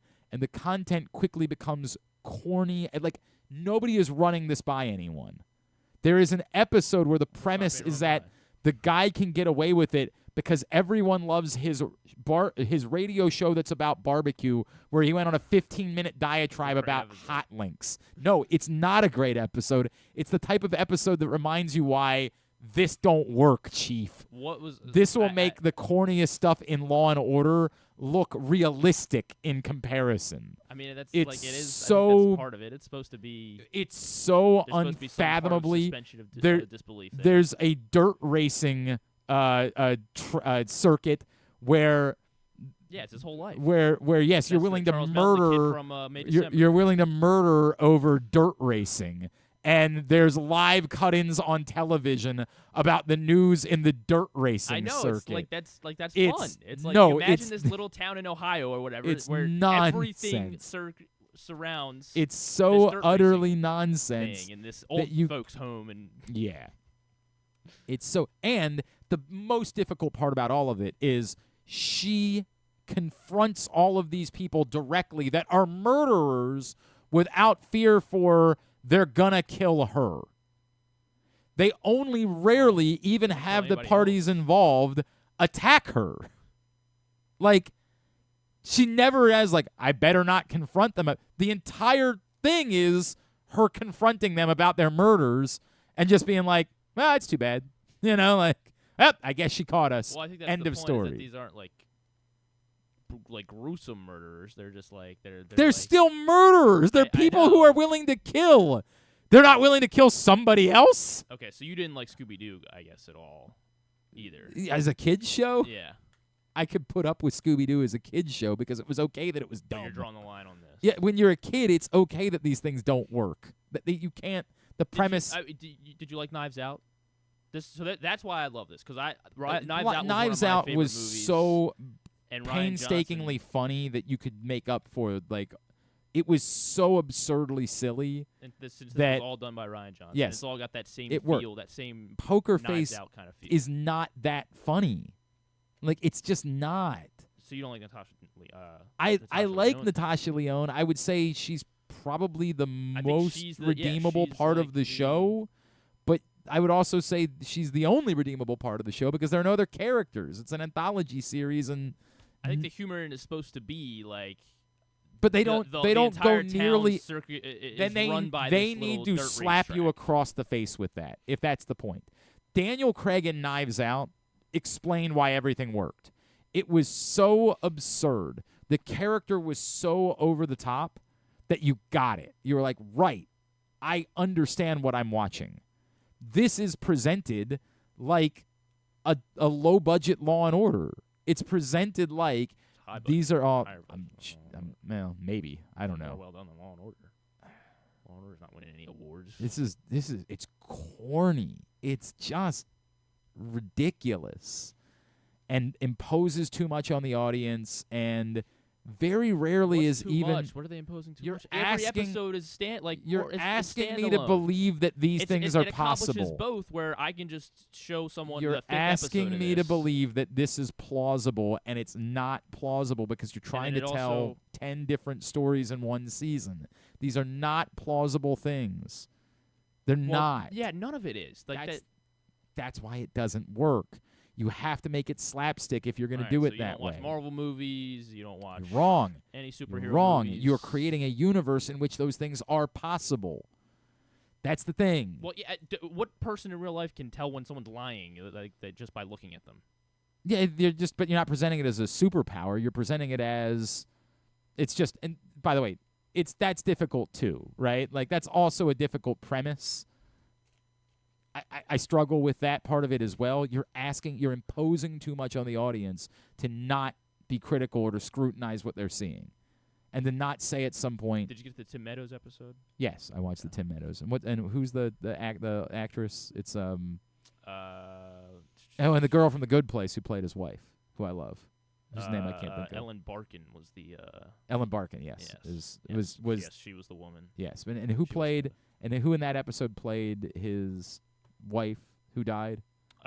Jamila Jamil. Jamila Jamil, who was in The Good Place and was wonderful. Oh, one of my favorites. She-Hulk, too. Yeah. What else was she in? She was in something else, I swear.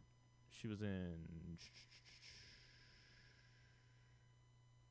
Maybe it's just Index? The Good Place. Yeah, I don't know. I certainly don't think I watched The Misery Index. That wasn't like her. Yeah, maybe it's just that. But I loved her in The Good. She was incredible in The Good Place. She was maybe the best character on the She show. was like, she was. No, I don't know. I thought for a second I thought she was a radio host for like a brief second, but no. Okay, well, I got nothing else. That's. Otherwise, she's been on DuckTales and Robot Chicken, Okay, so it's what certainly. that was the last. Yeah. That was the last episode. Then you watched Yeah. the dirt. The dirt. The You dirt drew the bike. line on the That dirt- was the dirt one. track The dirt bike. The dirt track one was so. like Tim Blake Nelson and Charles Melton. Again, you're trying to get me to sell like, oh, there are actors that I like. The concept still has to work. It doesn't work. And there's very rarely like a swerve that makes any of it worth it. Well, next episode would be worth it because it's Nick Nolte in the next episode. I didn't know Nick Nolte was still acting, if I'm being honest. How old is Nick Nolte? He's only 84. All right. Who knew? This was probably filmed like 3 It years is. ago. It so. is not. Oh, she was in She-Hulk. That's what I was trying to think I of. said I thought I said. Did you? Yeah. All right, then I apologize. Sorry. My bad. I'll give you that one. Anyway, yeah, it stinks. This show stinks. Well, you Stinks. clearly didn't get it. Yeah, I mean, I guess it just went. Nope. I mean, it's for kind of smarter people too, anyway. So. Stinks on ice. Well, then I It's guess terrible. Since you just care about the first plot storyline, I guess just go ahead and skip the episode 10 then and just watch. Yeah, that I mean, one. like, again, I really wish they would have made that show. That show seemed really compelling. Well, I mean, this is why she's this. I think it's fun. I really enjoy it. The idea, like, maybe an episode where she doesn't solve a murder, but like she's just trying to avoid the people that are chasing her. Joseph The compelling Gordon-Levitt's story. in one of them. Good for him. Good for him. All right, can we wrap it up? Can we put a bow on it? Yeah, because she does get she gets. I can't spoil it, but she gets. I'm 7 episodes in. Real Ben-Pohrat showed up again in episode 2, and then briefly in episode 4. Yes, and that's it. That's it. Ben-Pohrat Stinks. Bad television show. So you're gonna quit. Bad. So you're gonna quit for the first time ever. I actually quit during episode 7, and then I forced myself to finish episode 7.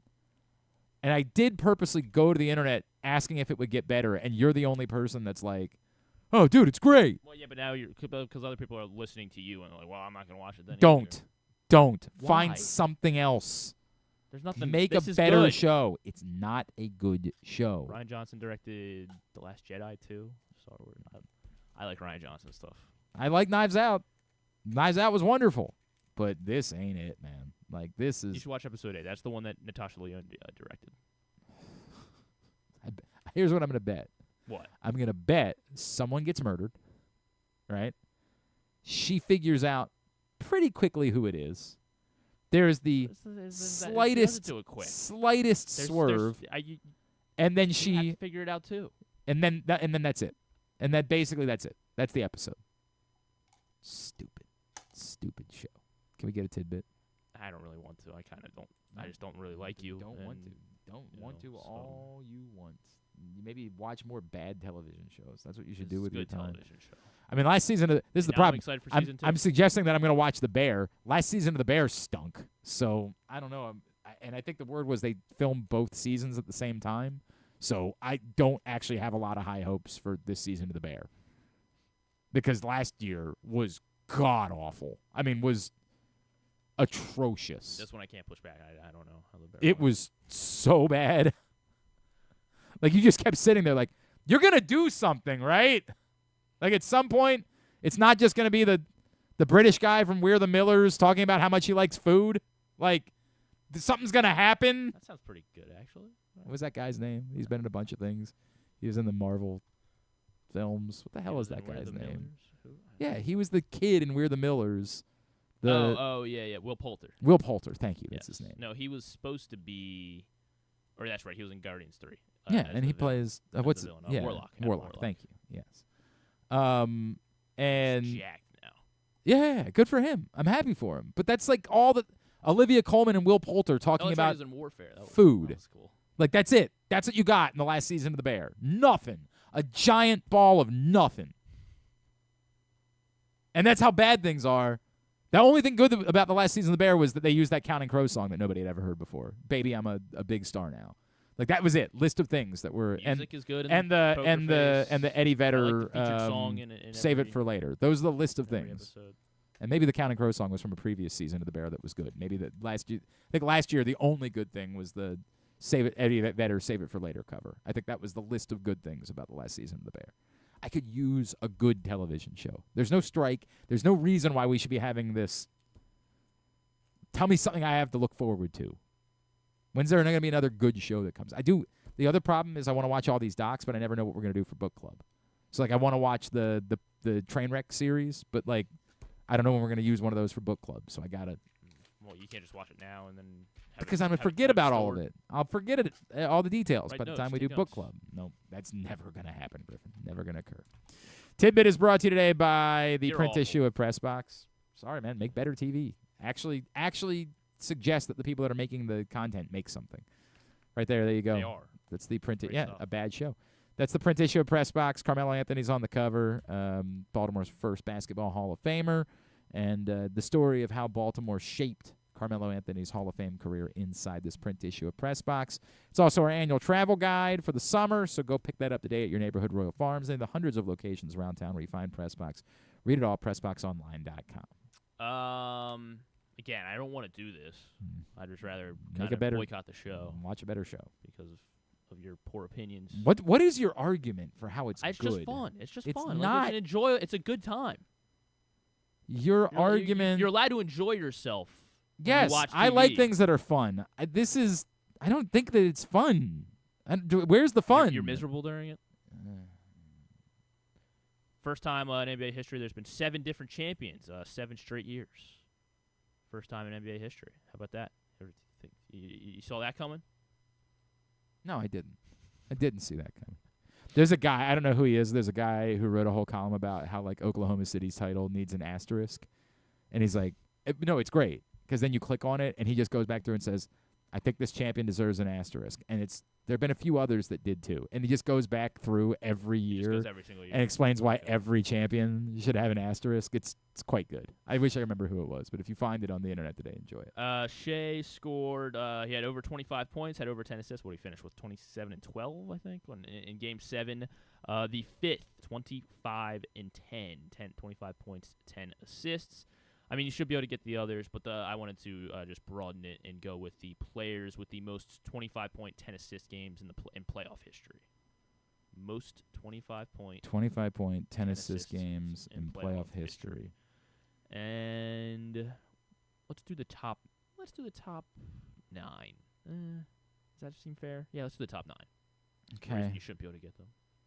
Magic Johnson. Magic Johnson is number 2 all time. 25 playoff games of 25 and 10.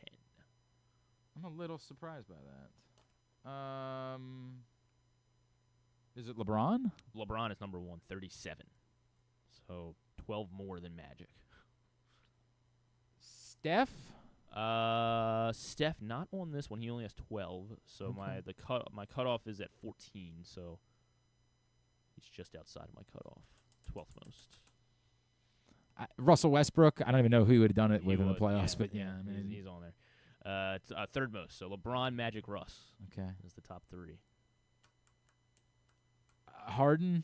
Harden, no, not there. He's at 13. So again, just outside the top 10. So we might as well call out the. Top What's the might as cutoff? well do the top What's the 12. number? How many do you have to have 14. had? I said it like it matters. Yeah. Harden had 13. Curry had 12. Michael Jordan. Michael Jordan is 4th. Yeah, that was just a play on like he played in the playoffs a lot.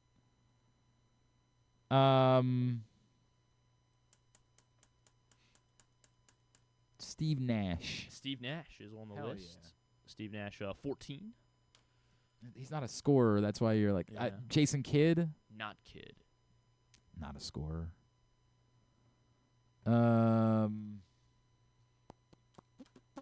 CP3. Yes, Chris Paul is 5th.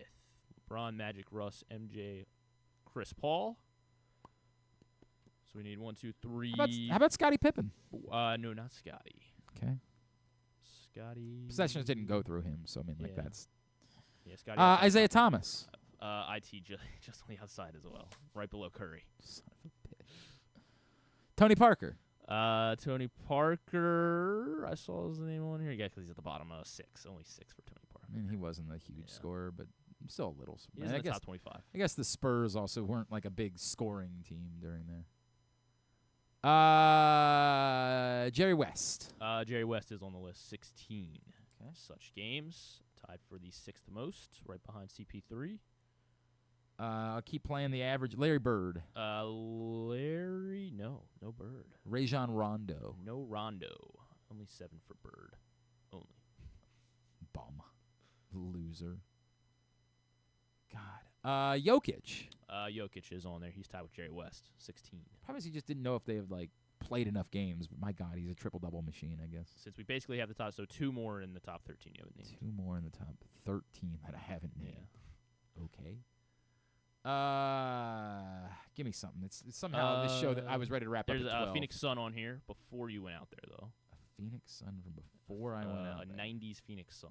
90s Phoenix Sun. Well, it's not Charles. Kevin Johnson. Kevin Johnson, yes. It's not Charles Barkley. I'm really surprised that Kevin Johnson is in the top 10, however. That's very surprising. And then one other guy, same number, 14, tied with Kevin Johnson. He's still active. Still active.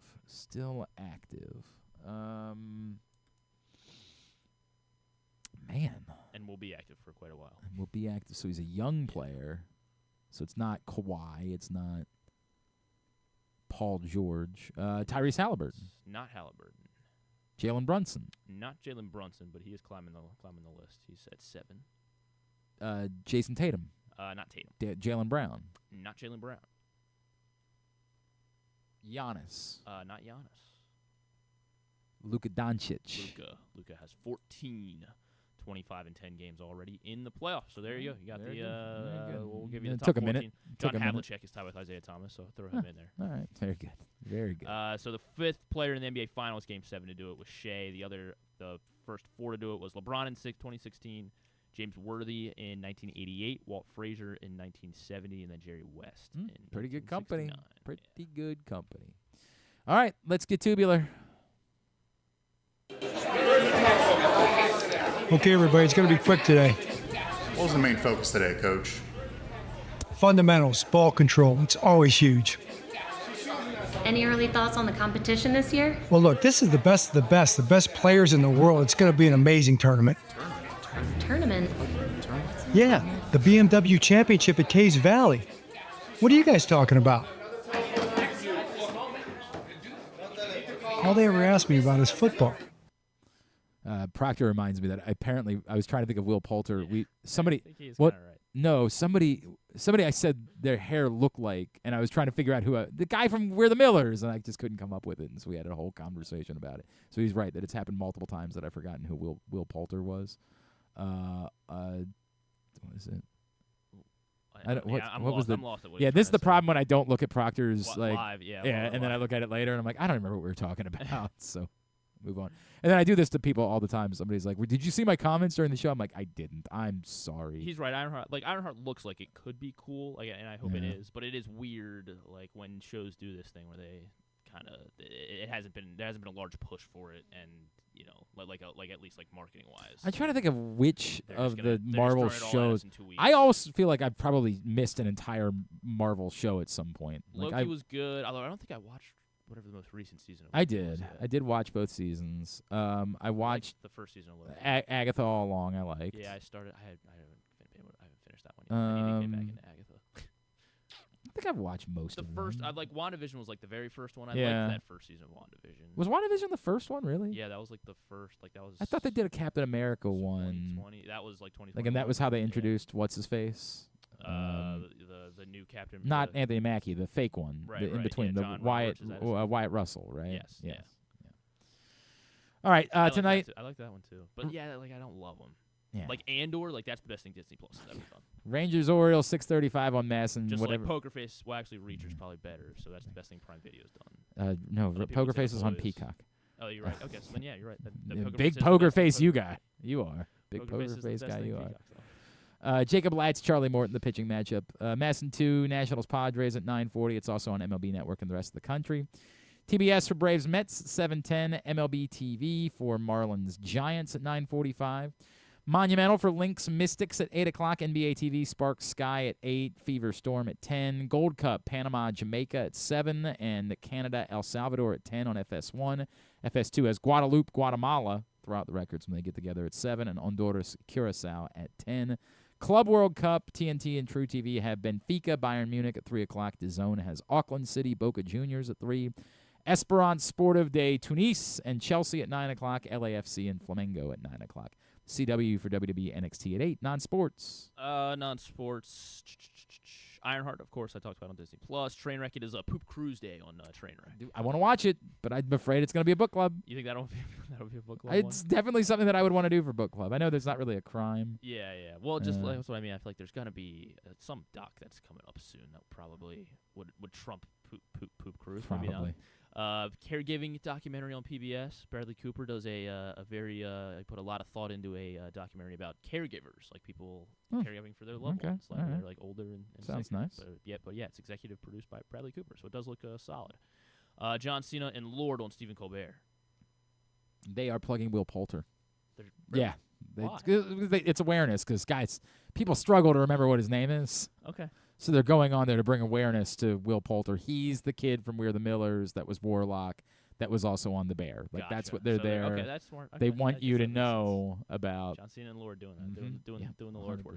100%. Charlize Theron's moving just over doing Lord's work. Yeah. Charlize Theron moving over to Seth Meyers tonight, along with Jason Mantzoukas. Oh, right, they're plugging The Bear. Oh, yeah. Really? Okay, I guess that makes sense. Everybody's excited about it. ScarJo and Jay Farrow on Fallon. Also plugging Fantastic Four. Yeah. Okay. Yeah. I know. You're like, well, why she's not a part of that. Her character is gone, but it's once you're in the family, you're always in the family type of situation. Yeah. Tiffany Haddish and Alan Tudyk will be on Kimmel, which again will be guest hosted by Diego Luna. Sure. Promoting again, actually Jimmy Kimmel. Just trying to awareness about Jimmy Kimmel and what he's doing in life. Yeah. If you say so. That's what it is. That's what it is. We good? We are good. Let's wrap then. Let's wrap it up. Thanks today to That's right. Yeah, that was his name. U.S. Agent Wyatt Russell's character. That's what his name was? Okay. Thanks today to Ellie Ben-Porat. Thanks also to Jacob Webb and Isaiah Stanback. We'll get all that up in the greatest hits section of the Galveston tab at glennclarkradio.com. Tomorrow on the program, is Drew here? I texted him earlier. He usually does text me back by at least now, but he hasn't. So maybe we got off the hook. What a shame that would be if Drew couldn't make it in tomorrow. Your brother wouldn't listen. No, you're right. Like, otherwise, he hates this show. But Mike Florio is going to join us. We'll talk more about what we learned in this NFLPA ruling and whether or not perhaps Lamar goes after another fully guaranteed deal. And Buck? Yes, Buck Showalter joins us as well. He finally got out of New York City. He had some trouble there after he called the Orioles game on Sunday. Thanks to everybody at PressBox, all of our great spots. Boy, he'll be really disappointed if Drew's not here. He loves Drew. I don't know what that's all about either. What the hell is that? Yeah, he's a golf guy, Buck. That makes sense. Everybody at PressBox, all of our great sponsors and partners, including the Maryland 5-Star, Game Day Men's Health, Live Casino and Hotel, the BMW Championship Crown Trophy, Easy Pass, Baltimore's Classic 5 golf courses, HelpMyGamblingProblem.org, Casa San Maryland Sports, your local Toyota dealer, buyatoyota.com. Thanks to Griffin at Griffin_Bass. Follow us, Twitter, Instagram, and TikTok at Glenn Clark Radio. Have a great Tuesday evening. Go Birds. Duke sucks.